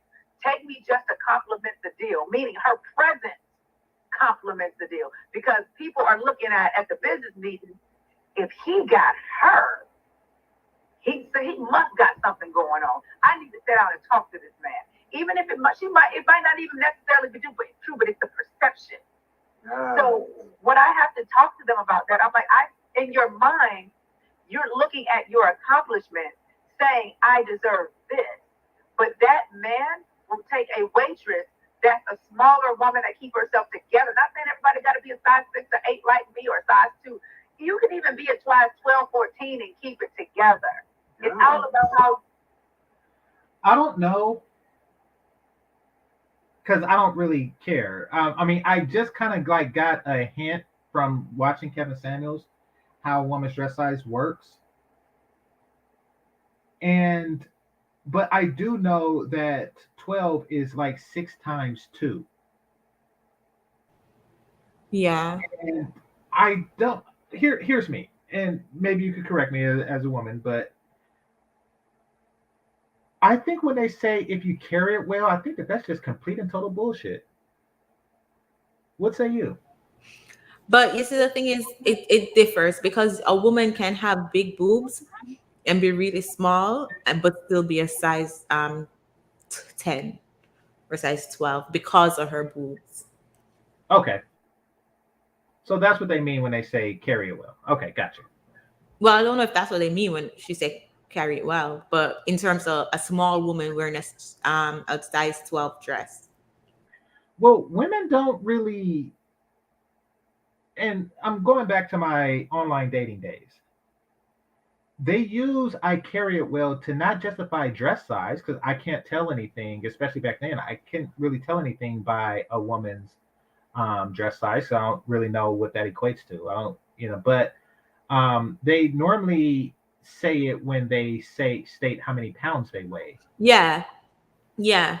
I carry it well, meaning they're proportioned, or I mean still fat, but that's what they say, carry it well. I thought you were referring to the dress size. No, they were, but I'm saying like how I commonly hear it, because when I hear that term, I carry it well, they rarely carry it well.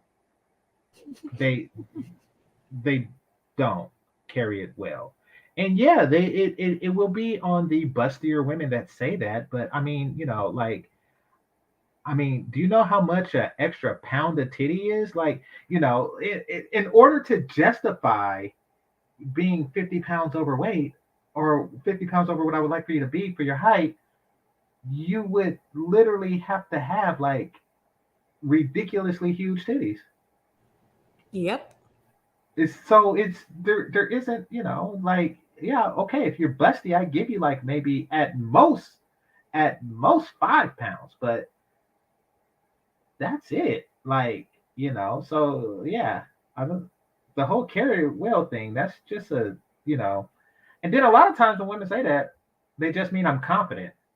Like, I'm overweight, but I'm confident. And I don't give a shit about that. Or they know how to take pictures at an angle. Yeah, exactly. Like, that's a interesting definition. The whole I carry it well thing, that gets me all the time. Are put together, right? But he'll take her making $10,000 a year. because she knows what it means to be a woman. Exactly. So what's the pushback then to losing the weight? Is it laziness, or is it the fact they feel like they can just do it at size 25? Is it interesting? It's delusion. Where is that delusion coming from? What's the basis of it? Is it, a lot of women will say, oh, well, my best friend weighs 250 pounds and she's got a good man. Is that the source of, what's the source of the delusion? The source of, we're not dealing with our emotions. See, a lot of women are overweight, and even men, because we're not dealing with the source. The source is emotion. Emotional eating, not healing yourself. Food has become your healer, right? When you're sad because it's the holiday time and you're alone again, right? What you do, you pick up the food and you eat. So we have to deal with the core issues. It's not, nobody wants to walk around just being overweight and knowing that it's causing them not to get the results that they want. So we have to really look at the deeper issue. So sis, what is the deeper issue? Let's talk about your childhood. I've had clients leave that. Now that's interesting. As a personal trainer, did you talk about their childhood? No. I mean, I get where she's going in terms of like emotional eating and stuff, but again, it's excuses, not taking accountability, trying to deflect from the actual problem, women being fat. It does look like that. It does look like you're looking to your childhood for someone to pin your fat on. Now, I'm be honest, I don't really know what emotional eating is. When I eat fattening stuff, like say, I eat it because it tastes good. Like maybe there's a psychological reason that people do that, but really you're just doing it because it tastes good, in my opinion. Yeah. And then also it's just an excuse. I understand emotional eating. Like I know for me, when I'm stressed out, I tend to snack a lot, or if I'm overwhelmed with stuff. I'm sorry, my phone is going on. I tend to overeat. However, there are a lot more alternatives to overeating. I don't know how to turn that noise off, so I'm so sorry if it's annoying. Yeah, no worries. There's an alternative to overeating, which is you could also work out. You could also meal prep. Have There sex. are other things you can do to relieve stress. So that whole Like emotional sex. eating is just an excuse. Yeah. Sex is another thing that they could do. Exactly. And I say that because she was married and she could have did that instead of for eating a lot. Just saying. Her husband probably wasn't even attracted to her anymore. Yeah, but what I'm saying is when she was slim and she was going through depression or what have you, whatever led her to being fat, she could have had sex with her husband in its place, is what I'm saying. Yeah, you're right. And she would have kept the weight off. And then also she was probably depressed because she wasn't in her natural role, because she was trying to be this successful woman. Yeah, true. All right, let's continue. Gain weight as a child and still carrying the weight in their 50s because they gained weight as a child because they were being molested by their father. What the hell? So they felt like it's. What the hell? I promised you it gets better. Oh, crap. Oh, crap. I'm not fat, I'm molested. Oh. And she said by their fathers. Notice just how specific she was in that sense. Yeah. Yeah, exactly. That the father, the man of the household, the head of the household was the one who was hurting his daughter. Oh, yes, the traditional one. Yeah, because her mother wasn't businesswoman enough. The same one that was holding her mom down, and her mom had to stay because she wasn't successful enough. So she had to stay. But what does being fat have to do with that?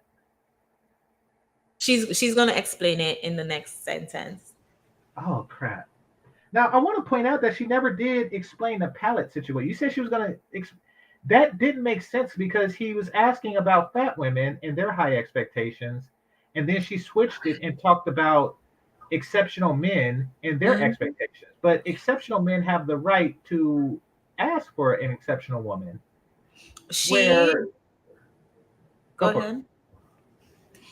No, she has the ability to switch it around. And if we're talking about women and what women need to do, she has and I have to give her credit, she has the ability to just switch it back around with men because we're talking about fat women and she brought up, oh my God, her dad molested. Like, it's like, what? Right, Does that have to do with going to the gym and being lazy?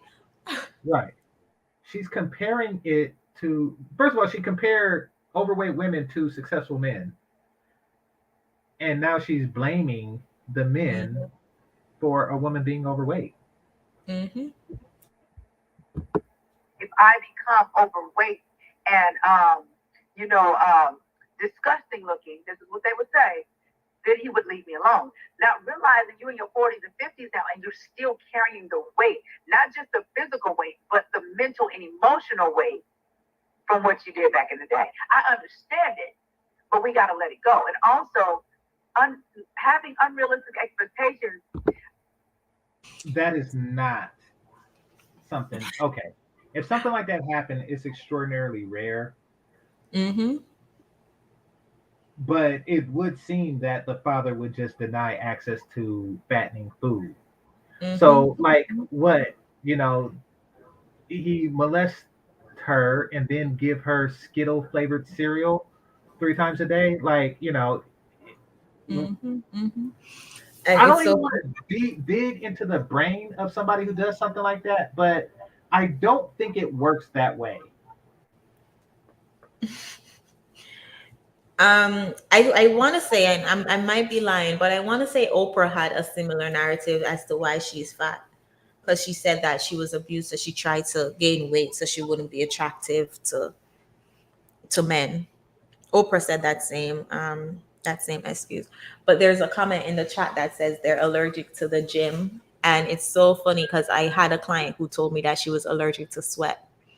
That's why she can't work out. Wait. She's allergic to her own sweat? Yeah, she's allergic to her own sweat, so she can't work out. She wasn't diagnosed. She didn't go to any doctor for it or anything. She just says whenever she sweats, she breaks out. So she rather not sweat.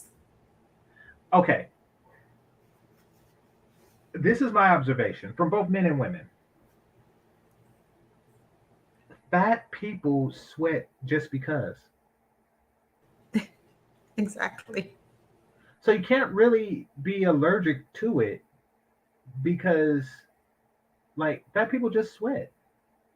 Like in regular temperature where everybody else is okay. In regular room temperature, they just they just lubricate. And it's not regular sweat, it's fat sweat. It's like hot dog water. It's a very distinct type. Mm-hmm. They change their clothes a lot and stuff. That's just would yeah. So she lied. There's a lot of lying going on with the fatness. And now Yeah. this is why blaming fathers.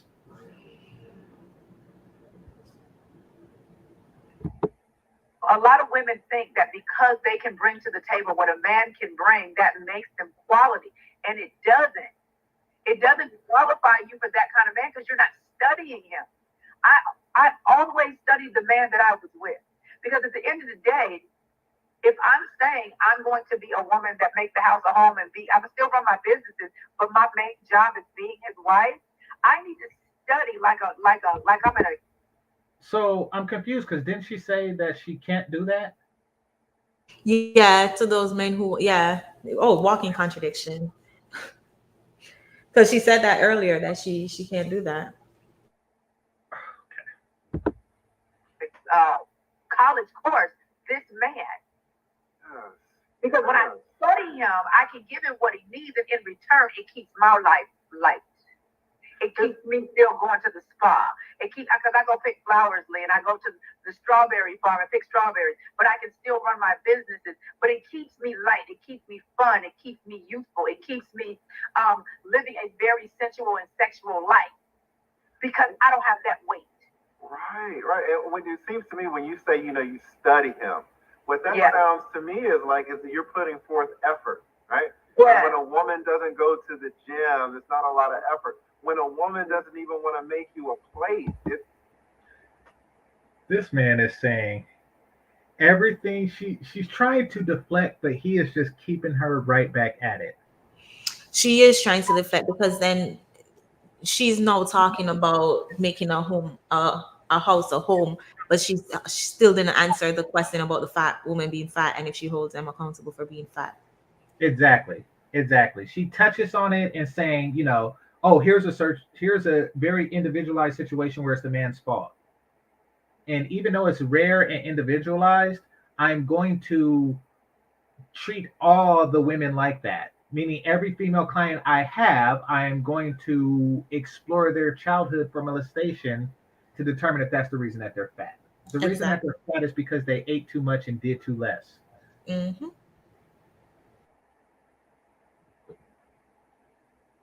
So, but he's good at like, okay, so back to the fat. Yeah, he's definitely good at that. But you see, the thing is, she's used to talking to women and she's used to just being on stage talking with no one asking her questions. True. So that's why she's go for it. No, I'm saying that's why she has to deflect so much. Right. Okay. So let me continue. I'll try to make it quick because I know we're going on the 2-hour mark.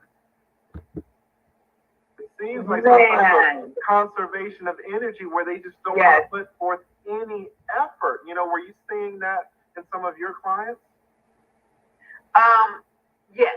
That they didn't want to put forth a lot of effort to get the man that they said that they wanted, that they said was a priority. Right. That's what they do. And what's interesting is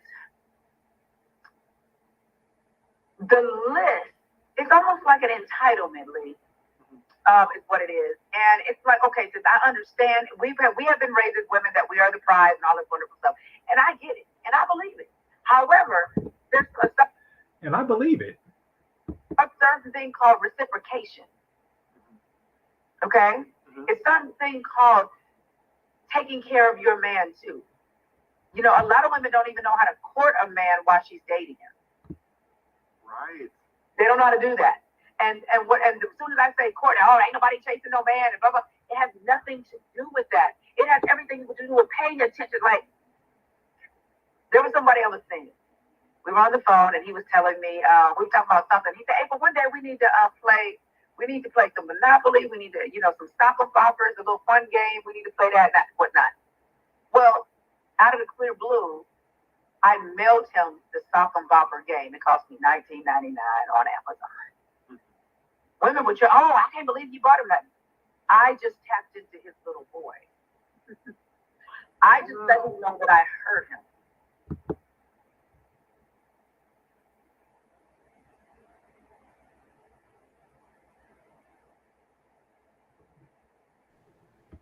I just let him know that I cared enough to stop my day to put an order on Amazon for something as simple as sock and bopper game from his youth.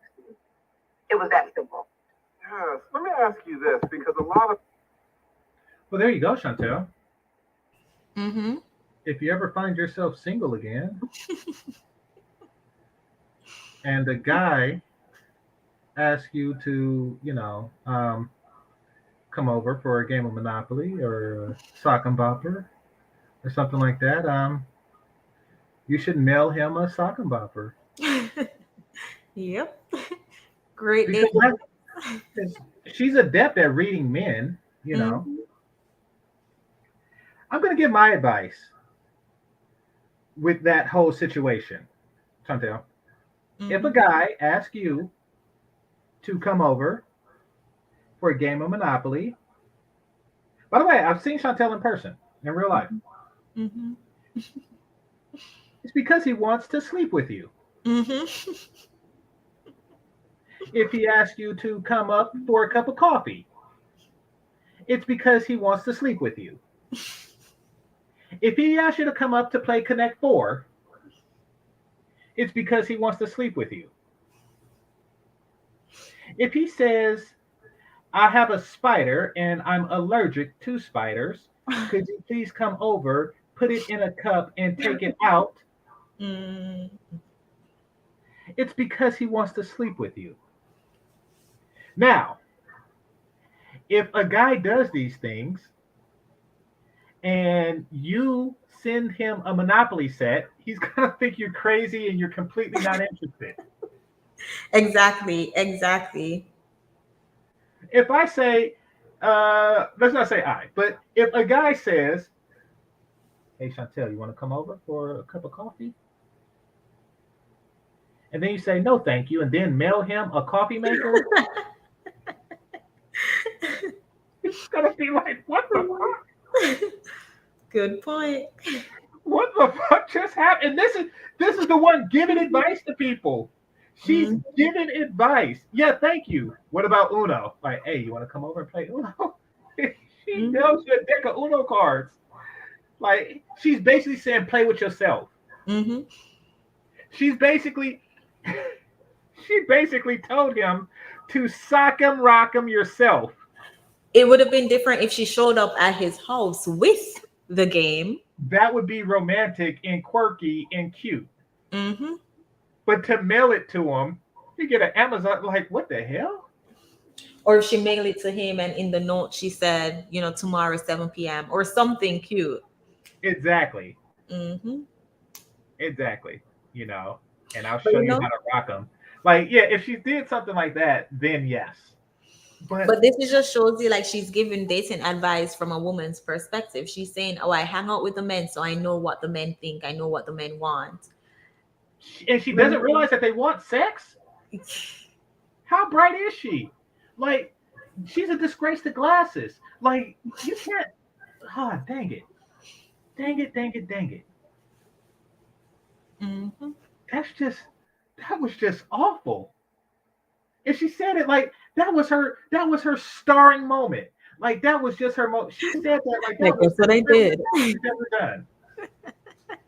Yeah, like it's equivalent to going over and cooking for him. Exactly. So I'm gonna be honest. I'm gonna give a story of a gameless time in my life, and I bet you half the fellas here, more than half, would fail if a woman said this. Because I favor myself to be a witty dude. So I mean, this didn't happen to me, but she told me the story, and I was like, I wouldn't know what to do in that situation. So she says she met a guy, and this guy said, "Come here," and he used the two fingers in the "come here" gesture.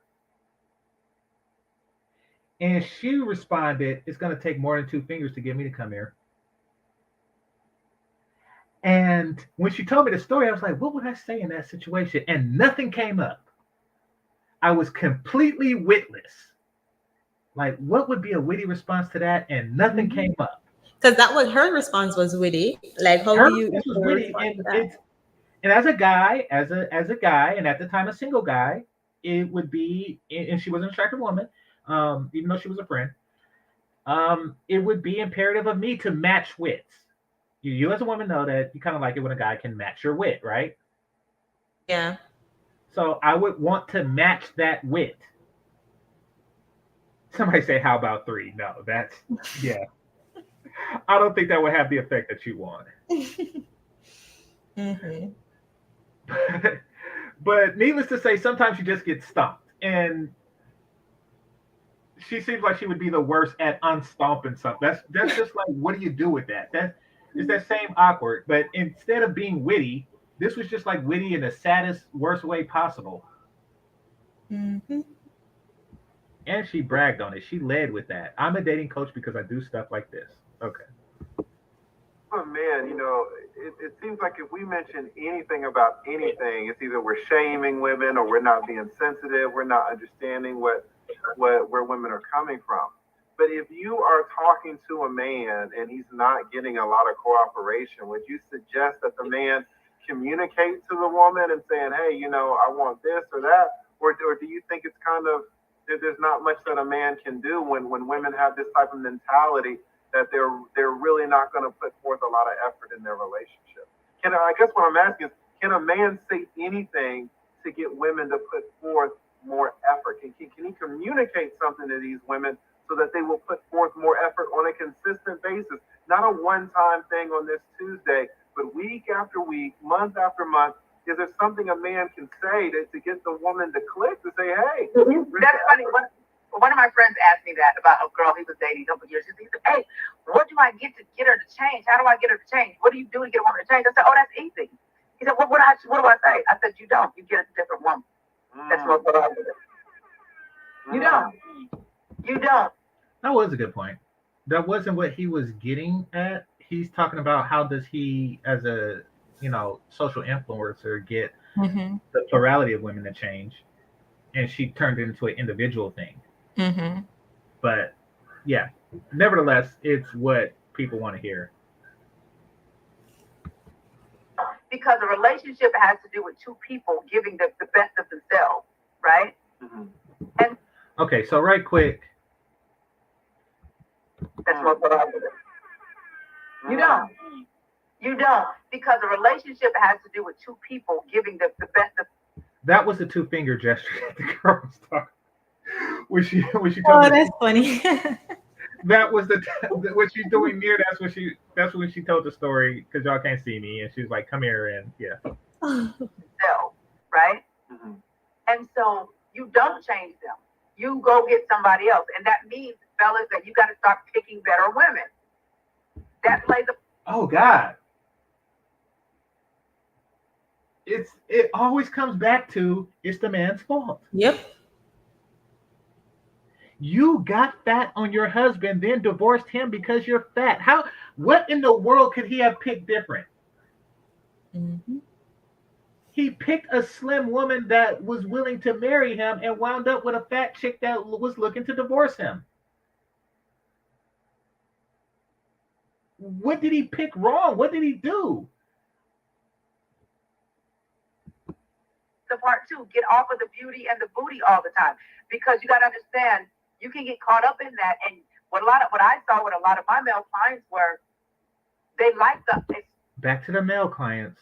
Okay, let's see what aesthetics of these women, but they wanted her to have this other type of more home, traditional type of mindset. And that. What the hell? Is she trying to shame men for wanting beautiful women that's traditional?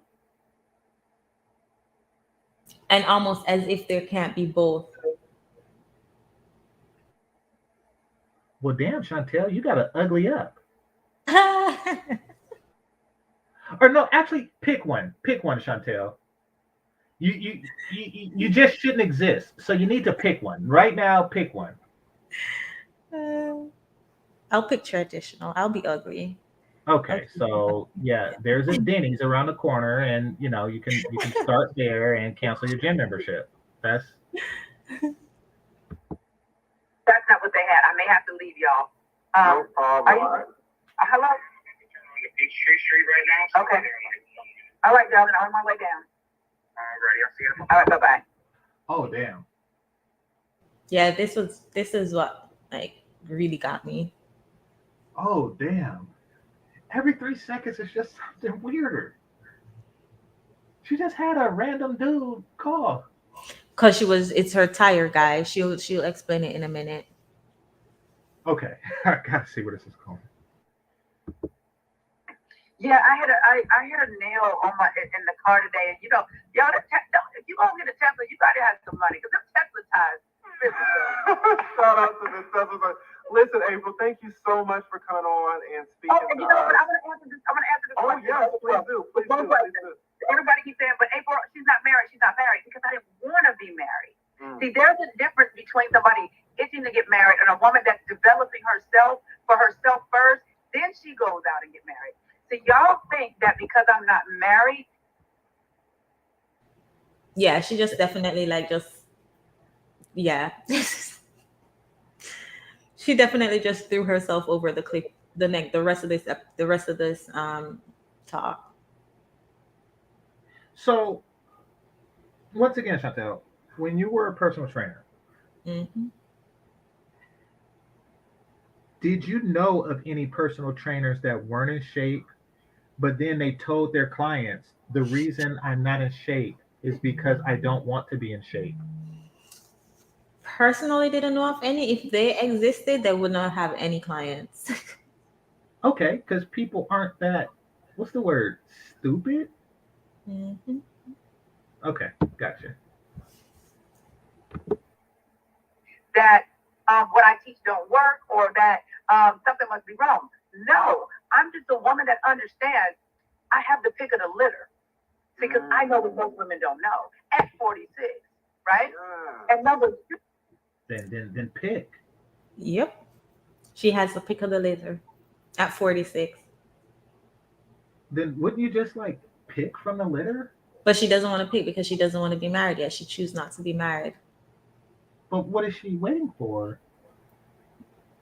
Like 50? She's working on herself. Okay.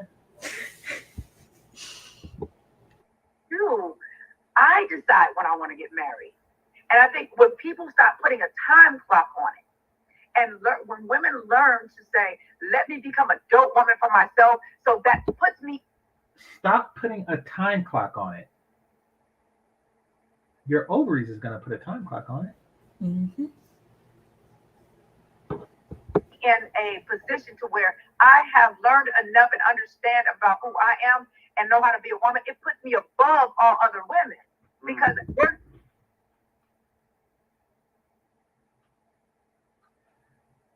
Wow. Does it put you above the women who also know who they are? Or the younger woman. You see, the thing with her argument is, if she's true feminine woman knows the importance of a masculine man in her life, wouldn't be able to go too long without a masculine man in her life. So she's talking all these things as if she don't need a man, as if she's dope for herself and she's dope for herself first, and then men will come after. That just proves the fake femininity. And she also feels that by doing this, by teaching yourself to do without men, you become more valuable to men. Exactly. And that's not it. Yeah, that doesn't work at all. Ladies, listen clear. Like that, of all okay, so when the show first started, I talked about how I like certain things on certain women, like braces, glasses, etc., etc., etc. What wasn't on the list, boobs, lips, and almond eyes. These are things I like. These are a few of my favorite things on women. But you want to know what wasn't on that list? A strange sense of self-awareness and focusing on herself and attempting to function without a man. Yep. And then in the same video, she's talking about, men don't care about your business, and stuff like that. She's all over the place here. Yeah. Okay. We're not going to be doing that. So a woman being married is not a measure of her value. What makes her valuable is the wisdom, is her femininity, is her understanding what. Well, it's being married is is her value put into action. Kind of like if a person is an architect and they are probably a very skilled architect, the expression of their value is the buildings that they created. Just like marriage and family is an expression of a woman's femininity. And subsequent grandchildren, great grandchildren, that's an expression of her femininity. So yeah, it's the expression of it. Kind of like, a person's art is an expression of their talent as an artist. And then she talked about, at the beginning of the clip, she mentioned that your results will show. She can't remember word for word what she said, but basically your results will show how dope you are, something like that. Oh yes. What are the results then? Because if it's not marriage, if she's saying don't put a time clock on it, you can delay marriage. What is the results then? Like, how can we see that yes, your teaching is okay, like your teaching is getting you somewhere in life? Right. And we don't actually know if she has like this litter. We do know that she has a bunch of guys that's asking to play Monopoly with her and stuff. I highly doubt she has it because she would have been married by now. Yeah. Like if she had the men to choose from. I mean, to be a woman is not trying to do a woman and do things for a man. It's not. There's nothing that I can do for a man to make him stay. It's what I'm being to him. Most women don't know the difference between a wise woman and an unwise woman. So I don't have to. Well, it's both. It's both. You do get me a sandwich. Oh, and by the way, I'll tell you this in front of my audience. I was looking around for a Subway when I met you. And then I was gonna like somehow trick you into getting me a sandwich. I was trying to trick you into handing it to me so I could say, yeah, she got me a sandwich. Oh, that's funny. And I was gonna say it on air, like, yeah, Chantelle Simone got me a sandwich. All right, let me continue. Go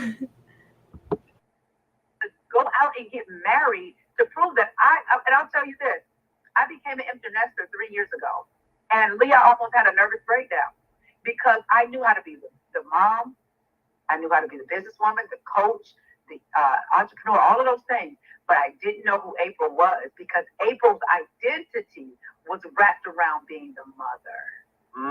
And so I had to take some time to figure out what I wanted because what I wanted now wasn't what I wanted when the kids were younger. I was looking for more of a father figure. Well, I don't need that. My kids are 27, 25, and 23.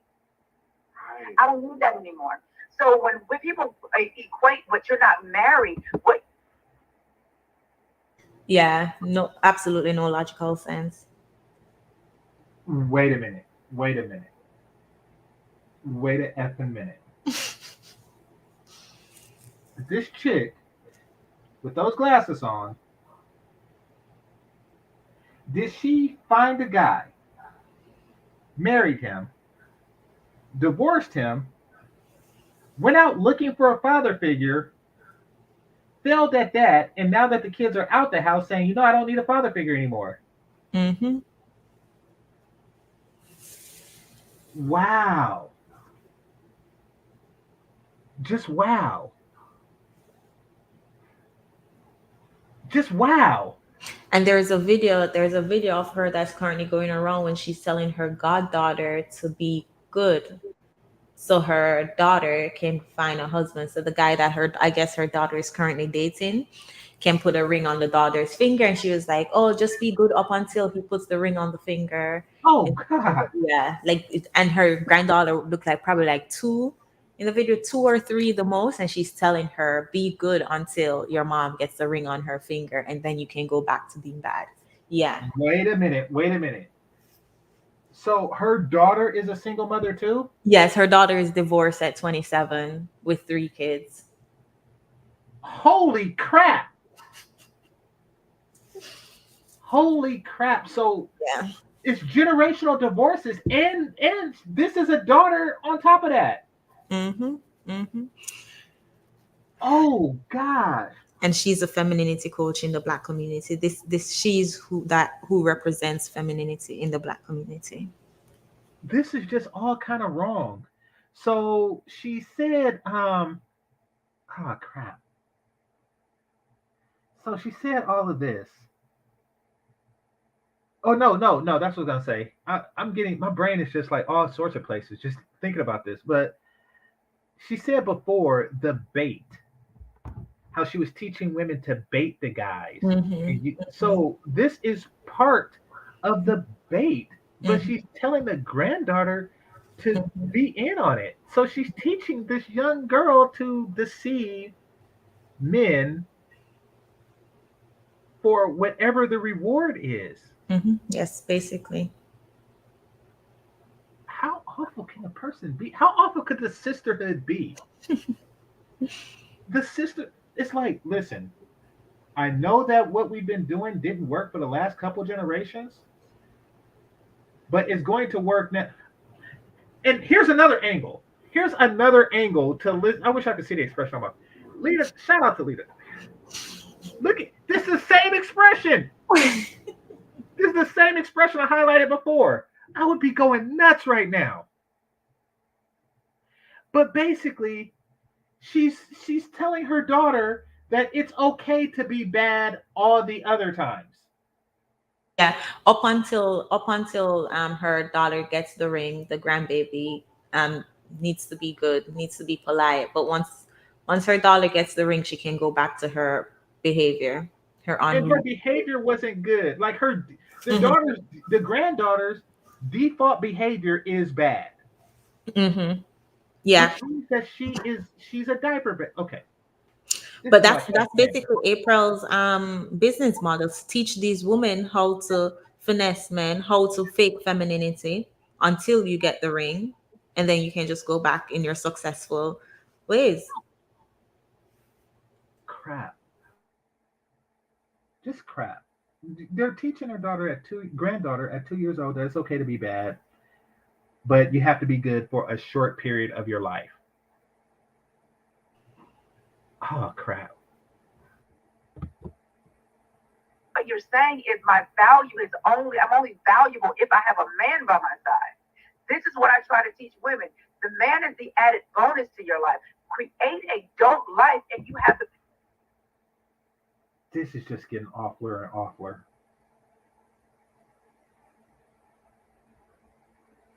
Now, I think it's fair to point out that as a relationship coach, she wasn't even successful at coaching her daughter into a relationship.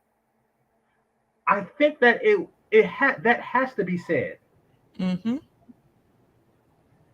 That has to be said. Somebody said, "Fake it till you make it." No, fake it till you take it. So shout out to Ramil with the pump and dump thing. You're not the only gender that can fake it. You're not. That's why you get pumped and dumped. That's basically him deceiving you before you deceive him.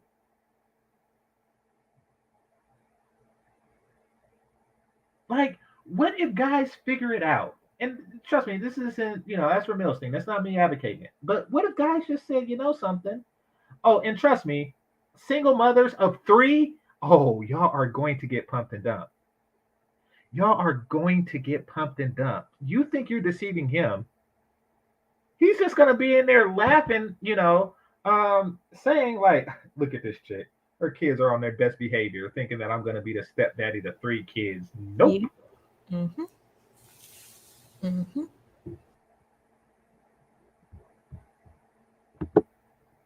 Pick of the litter. And once you got the pick of the litter, you can take your time vetting them. Because what happens is when women get into a position to where, oh, I'm a dope woman now, and they get access to the 1 to 10% of a black man, guess what they do? The first one that come along, they want to snatch him because they're not used to having that.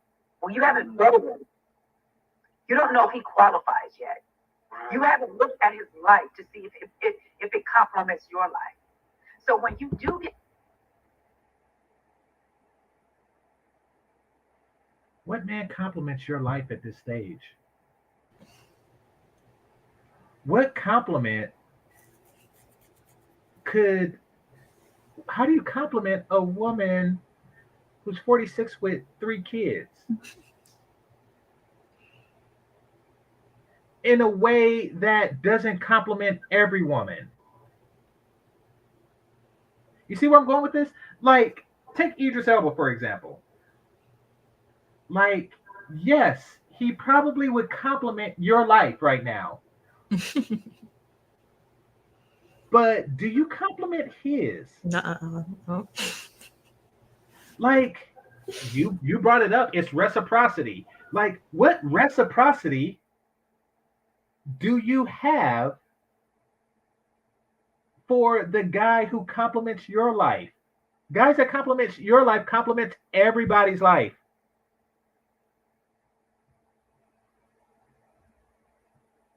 That's just the way it goes. He has the same amount of interest in packs that he has figures.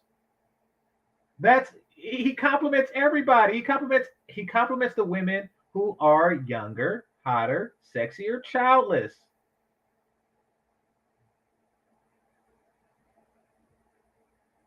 So man has an option. You or Chantelle.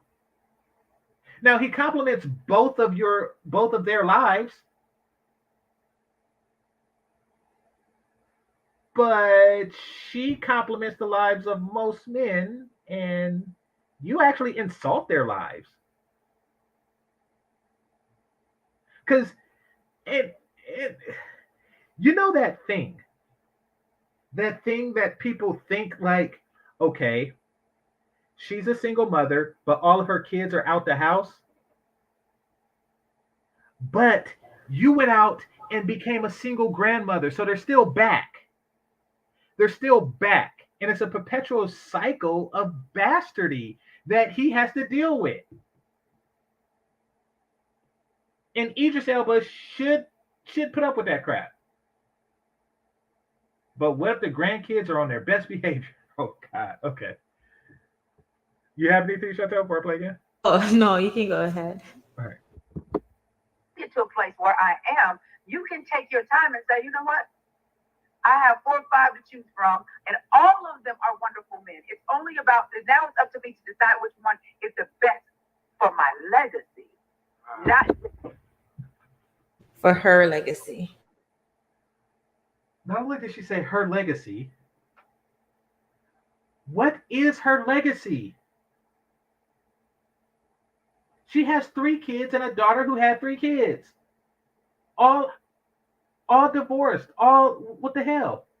Now, I want to point something out. So, and this doesn't have anything to do with the conversation that she's having. But remember when she got on the phone and she told the guy that, okay, I'm coming down? Yeah. And that's a significant amount of minutes ago. And the guy's just down there waiting for her. So that within itself just shows the disrespect she has for people and their time and men. True. yes, because I like you and I love you. Which one is best for the legacy? Which one is best for me to merge our lives together and love on each other? But we also understand we want to leave a legacy. Black people marry for love and strictly my emotions. I don't do that. I've learned from the others how not to do that. Mm-hmm. I've learned from white women that you don't marry somebody with potential. You marry somebody that's already doing what they do. Only Black women are called gold diggers when they want a man.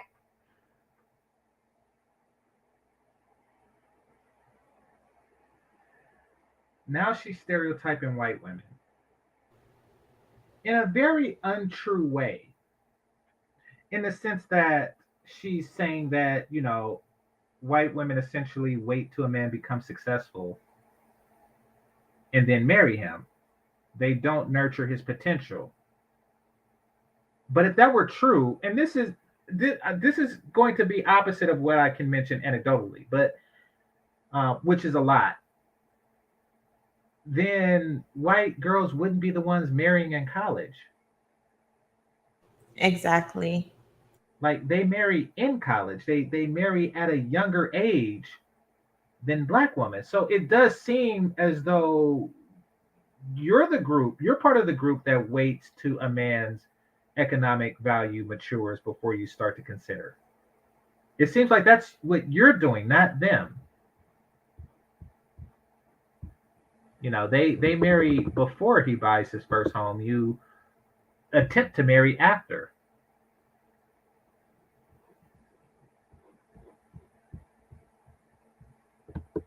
Man that's successful. The others are taught that.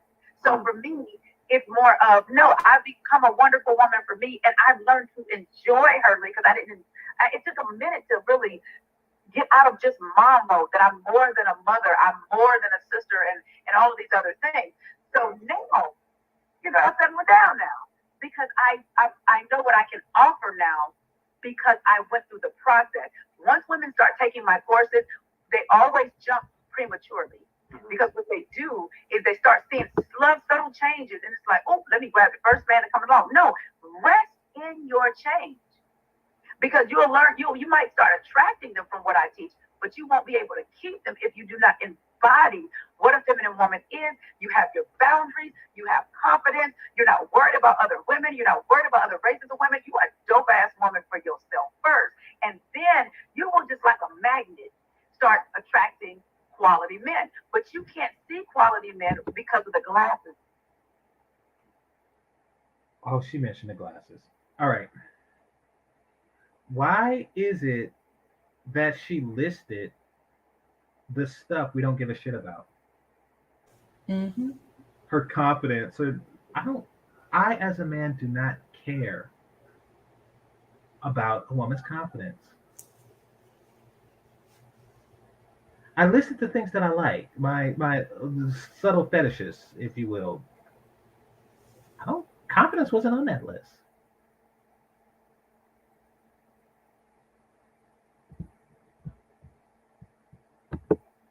That you have on right now, they're still filled with bitterness, anger from past experiences. So go through the emotional change the pain that comes with emotional change, because it's so important. But what happens once again, they start seeing a little progress and they jump.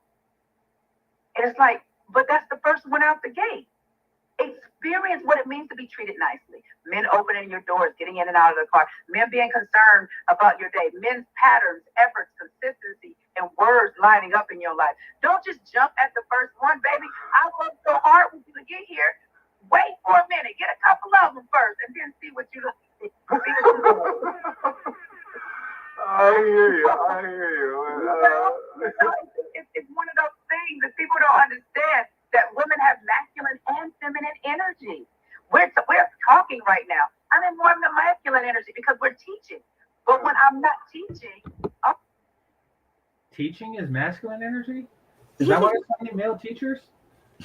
But notice how she basically just encouraged women to use men for their resources and just play with men and possibly ride the CC and then wait until you find a man, then settle down. She's basically telling them that, oh, I'm teaching you all these things. Have your fun, as if men are just there to take you out. Yeah. Well, she said something to that effect in the beginning. Something about, give you money or something like that. Yeah. This is, wow.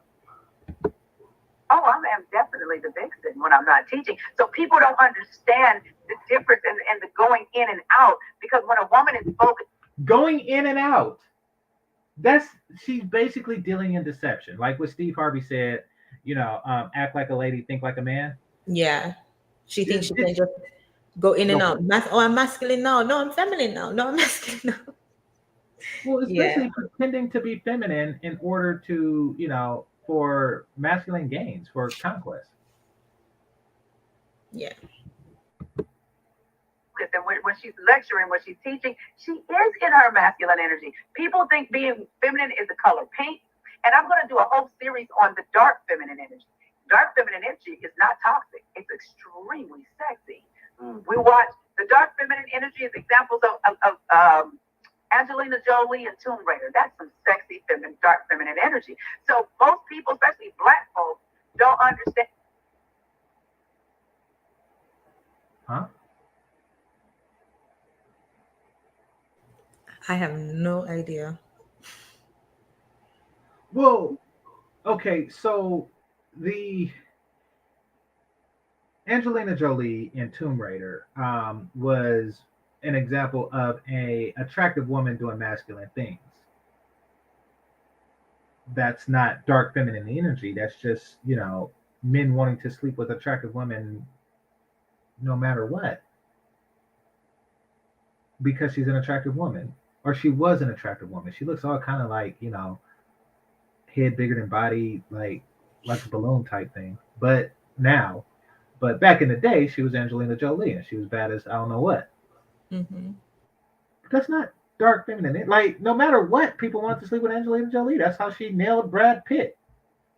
Well, he didn't say like, oh, I seen you in Tomb Raider and decided to. No. She's an attractive woman.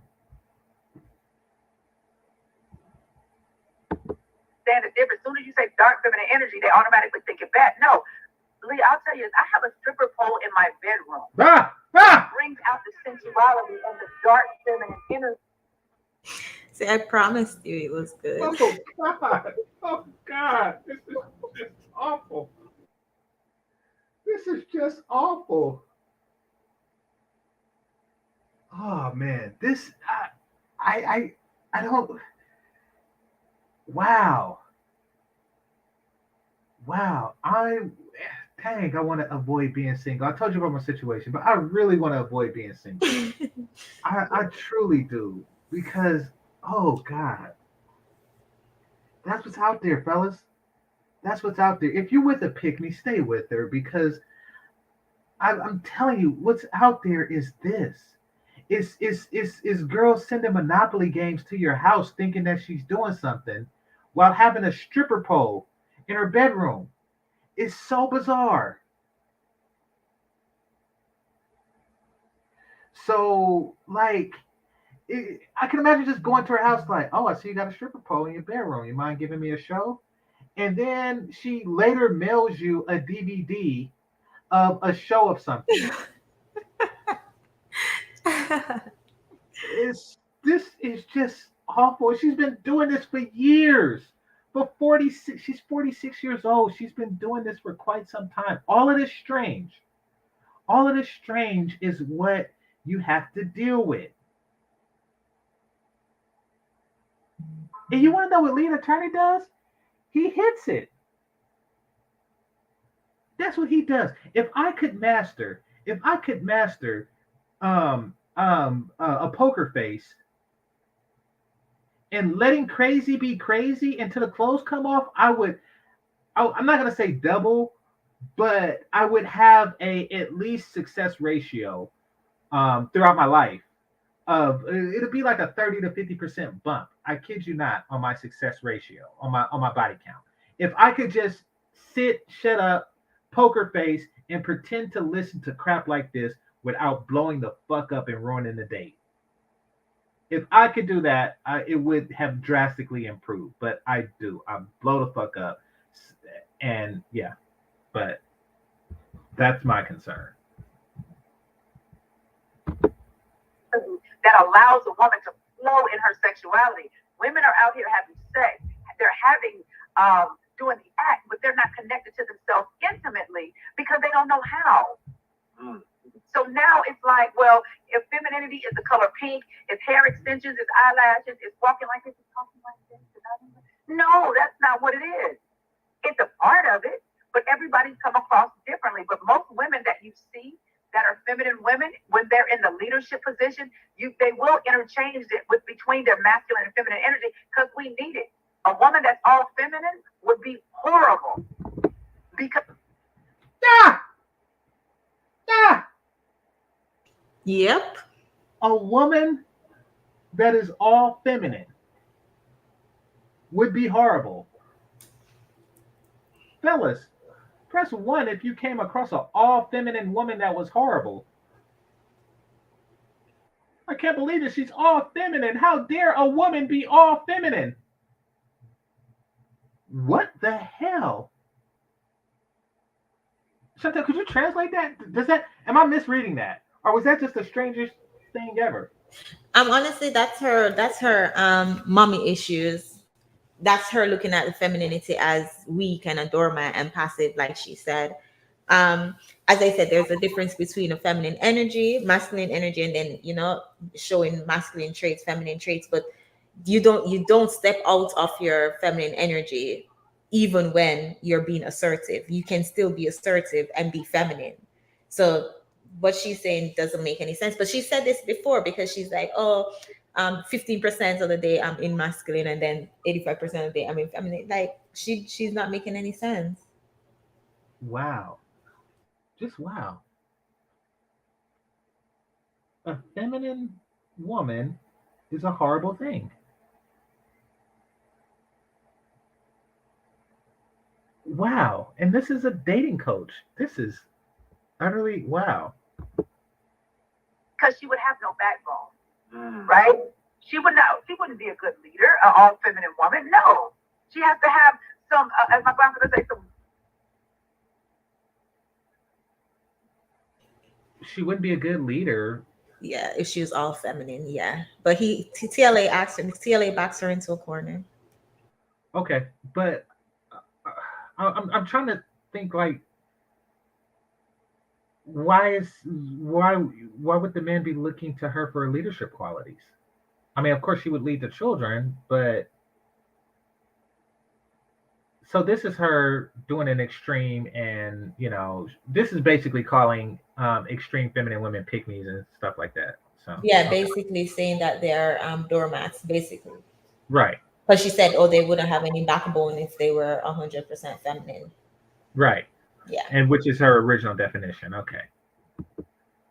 Well, why does she need to be a leader though? You said if she's all feminine, she's not going to be a good leader. But what is she leading?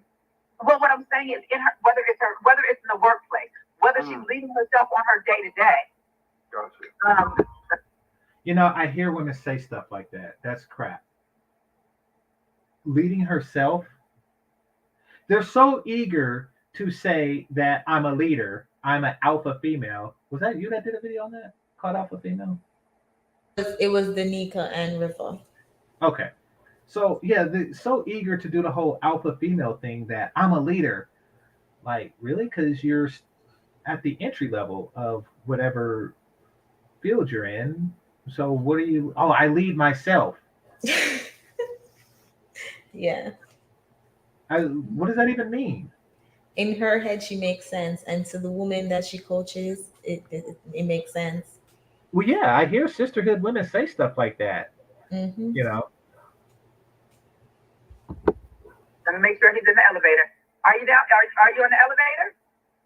I'm actually wondering, where is the elevator at? I'm walking into the resident. Okay, I'm getting ready. I'm coming down right now. Just stay where you are. Are you coming down personally, or are you bringing the vehicle? No, I'm coming down personally, because I can't bring the vehicle. All right, bye bye. He said she can't bring a what?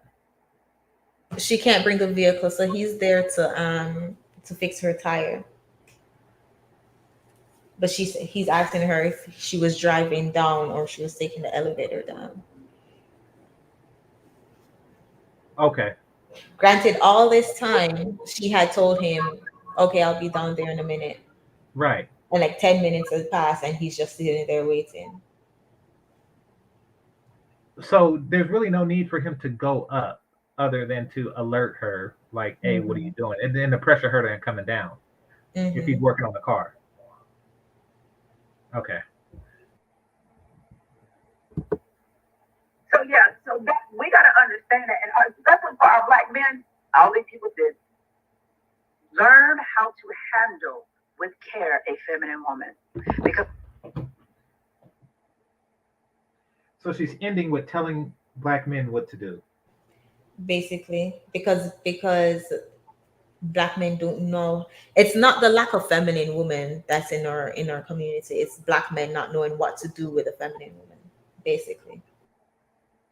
Yeah, well, I guess when you get a feminine woman, you wait outside for her to come down with the Tesla.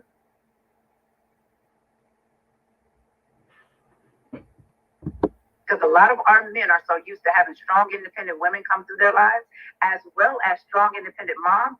When you come across a feminine woman, she's not busting windows out your car.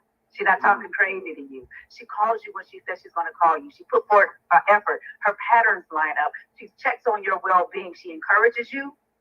Learn how to heal your inner little boy so you don't run from that. And a lot of our men do not, they can say it, but if they've never experienced it, that kind of woman will be a trigger for them, because it becomes, wait a minute, she called me like she said she was going to call me.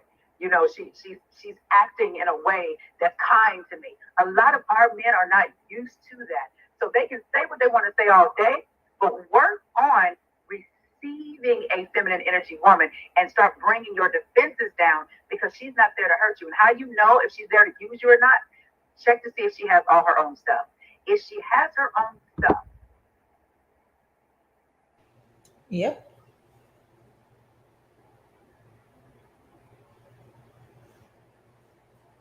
Okay, so I understand what she means by a lot of men don't a lot of black men don't understand how to embrace a feminine woman.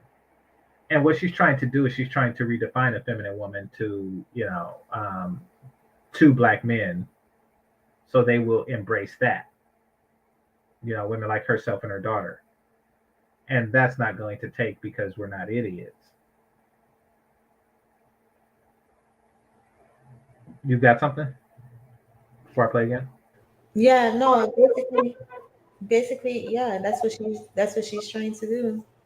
I mean, and to your point, yes, it's on both sides, but the fact that the whole conversation was about women and she just found a way every single time to flip it around and talk about men and what men aren't doing. Right. Well, she's trying to basically redefine what men are interested in. Like everything she does is to do that. Like, you should be looking for this. You don't know what you want. I know what you want. You like me. I know what you like. Here's a game of Monopoly. Like she's really trying to do that, and it's not going to take, unfortunately, for her.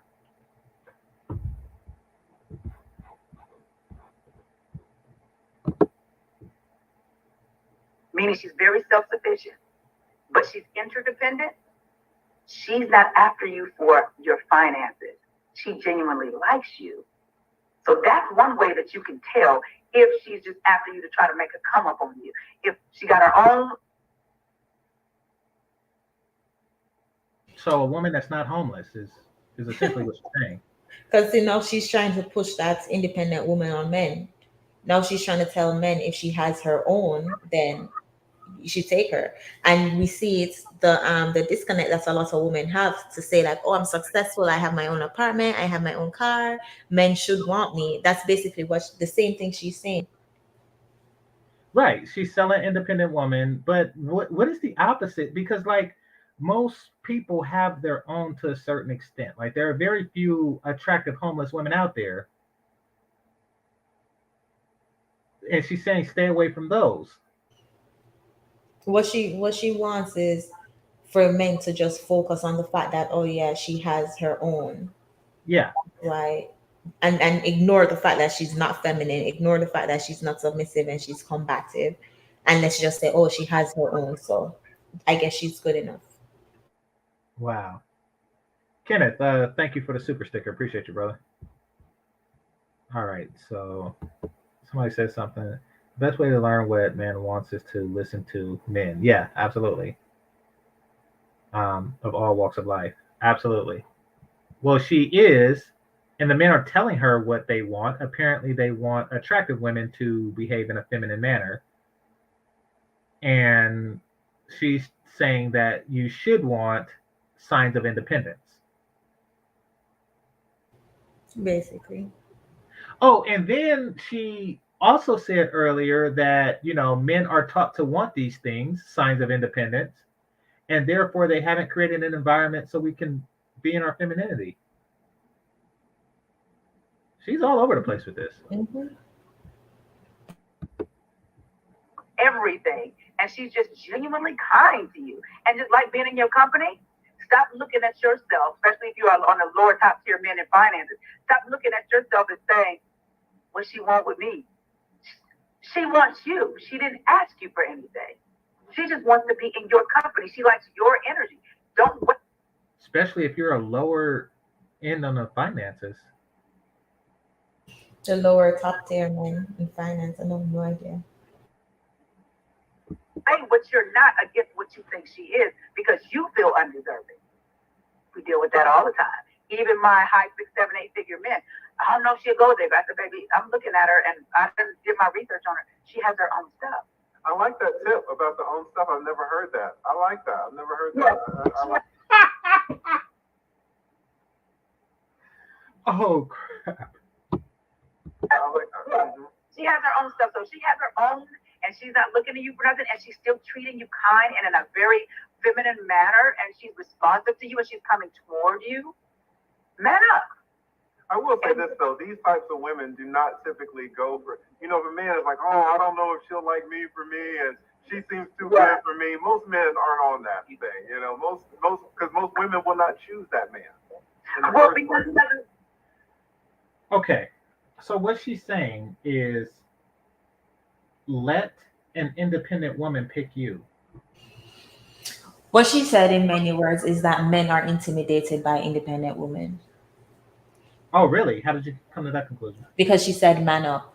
She said that he'll say, "Oh, she has her things going on. She have everything going on for her. Why would she pick me?" Intimidation.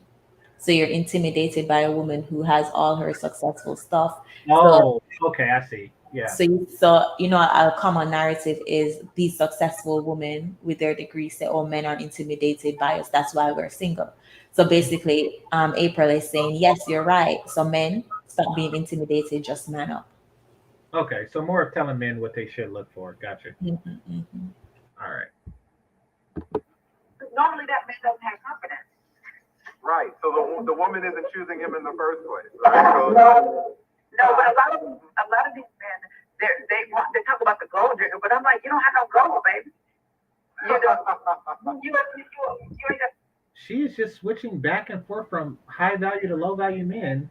Because she said a lot of these men are thinking about gold digger, but at the same time, she said most of these men that she's around are these top earning men. So, do they have gold or do they not have gold? Exactly. And but all the women in her scenario seem to have a lot of gold. Exactly. The women are successful, all of them. Yeah, and the both high and top tier men should go after the women with gold and not be intimidated by her. So basically, this is her subconscious coming out, trying to get more men to come after her. Basically. And it's also her subconscious of saying, I don't really have anything but my income. And why are men attracted to strippers? No gold. But thank you so much for having me. It was having this chat. But yeah, love is out there. We just need to switch. We just need to change how we're viewing it and asking ourselves, are we as dope as we say we are? I hear you. Listen, thank you so much, April, for coming on. I really appreciate it. You can come back anytime, but thank you so much. You are all right. Thank Bye-bye. you. All right, guys. Shout out to the April Mason in the house. All right. Okay. That was kind of going a little. Wow, that was a lot. That was a lot to take in. I see why you had one opinion of her prior to the video and left with a completely different one. Completely different because it's just quite obvious that she did not do her research. She didn't ask men. What I'm really thinking she did, she watched a few Manosphere videos and said, okay, that's what they're saying. Let me say this too. Because she completely contradicts herself the whole entire clip. I agree. I agree. She was all over the place. It's like she's trying to appear. So she's creating the same illusion that her daughter is teaching her granddaughter to do. Mm-hmm. And it's coming out in a very convoluted way. It's coming out like, like I say, she's just changing the mission statement. It's kind of like those energy companies that say environmentally friendly or something like that. It's like, okay, you're saying one thing, but you're doing another. Yeah. You're drilling oil out of a whale's head, like, or whatever. I don't know, but I'm just saying, like, stop trying to be two different things. It's, yeah. Wow, that was truly, truly a lot to take in. Like, I'm lost for words. So she starts off with, um, men should do this. Everything was about the male accountability Mm-hmm. and women. I mean, she touched on it. Like, she kind of said it as a by the way, like, we should lose weight. We should improve for that. You know, but it's not your fault that you have the weight in the first place. It's You your dad's knew- fault. yeah, exactly. It was your dad, and once you realize that you're fat because of your dad, you'll become slim again. or you'll become slim. Yeah. You know, like you're going to come through this breakthrough and then all of a sudden the pounds are going to fall off of you. You know, like no matter the reason, you're fat now. But it's okay to be fat if you carry it well. And when these guys come to you for taking my advice, you need to wait for 5 more guys. You know, get yourself a lineup of guys. Because even if you meet a really good guy, you still wait for all the options. There are many, many guys to come, so don't like. It's just a ridiculous the same narrative, all of it. Because that's basically saying don't settle. Right. Right. So I'm gonna run something past you, and I know we go after this, I promise. Mm-hmm. But I'm gonna run something past you. Before when Chantelle was on your show, and I mentioned, dang, what did I say? Isolation, forcing desperation, causing masturbation to be chosen. It does seem as if they are working on a template of creating scarcity in femininity. You know, because the way she was talking was as if she completely understood that there is a scarcity amongst feminine Black women. She wants to maintain that scarcity, but you know, teach women to offer just a little bit, but not enough to where he gets used to it. Am I onto something there? Yeah, definitely. Because if she was really teaching to pair up with men, she would have figured out what men want and not just the basics. And also not tell men what to want. Exactly. Figure out what they want. Like I noticed her advice to women seemed to have been to speak from an abundance mindset. Like, you know, just do this. You don't really have to change much. You just have to make a temporary appearance of femininity. And she really didn't. She talked about the negative aspects of femininity as she understands it, but she didn't say what women should do other than wear solid colored lipstick or fingernail polish. Yeah, yeah. And Yeah, she did stress a lot that women should be successful. exactly. Exactly. So it's like I said before, they're trying to find a way to get pick me benefits, to get the benefits that feminine women get while still maintaining the ability to be disrespectful to men. That's common amongst all of these modern, you know, because what they're doing is they're throwing out the old playbook, and that is the broadcasting to everybody, I don't need a man, and being overtly repulsive. They're throwing out that template, and now they're saying, okay, let's behave exactly the same. However, we're going to put a little bit of sugar on it.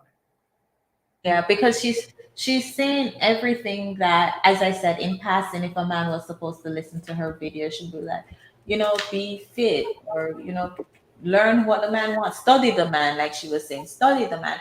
In passing, a guy would say like, okay, all right, yeah, she's telling them to pay attention to us. But when you really sit and really listen to what she's saying, then you notice that she's not. Exactly. So, Chantelle, do you have any closing words? Only thing is, you know, I'm disappointed. I'm disappointed that she is the face of femininity, for lack of better words, in the Black community. I can't think of anybody else. Rebecca Lynn Pope, when she did that one video, and then she went back on her word, and then because I know people always refer Rebecca Lynn Pope and April Mason as the dating coaches that, you know, couldn't work with Black women, but then we saw that they both ended up being chameleons. It's concerning, and it's like, really, who do we have to look up to in the space, like in just in the community, that's teaching femininity to be as a positive side, to because I strongly believe that I need a man. Like, I mean, I mentioned it before, I only do cardio to stay a size 4. Like, I'm not doing cardio because I just love cardio. I'm doing cardio because I want to stay fit for my man. But it's like the fact that we can't even say that, we can't be honest. We were created on earth to be with our men, to be helpmates to our men. But if we are becoming feminine, it has to be for something else other than the man. That just shows how far we have been in society, to the point that not even a femininity coach can admit that, hey, we're becoming feminine for a man. Exactly. And Exactly. to answer Snuggles' question, no, after I get one, I won't stop doing cardio because I have to maintain to keep the man. It seems like that's what April did. Mm-hmm.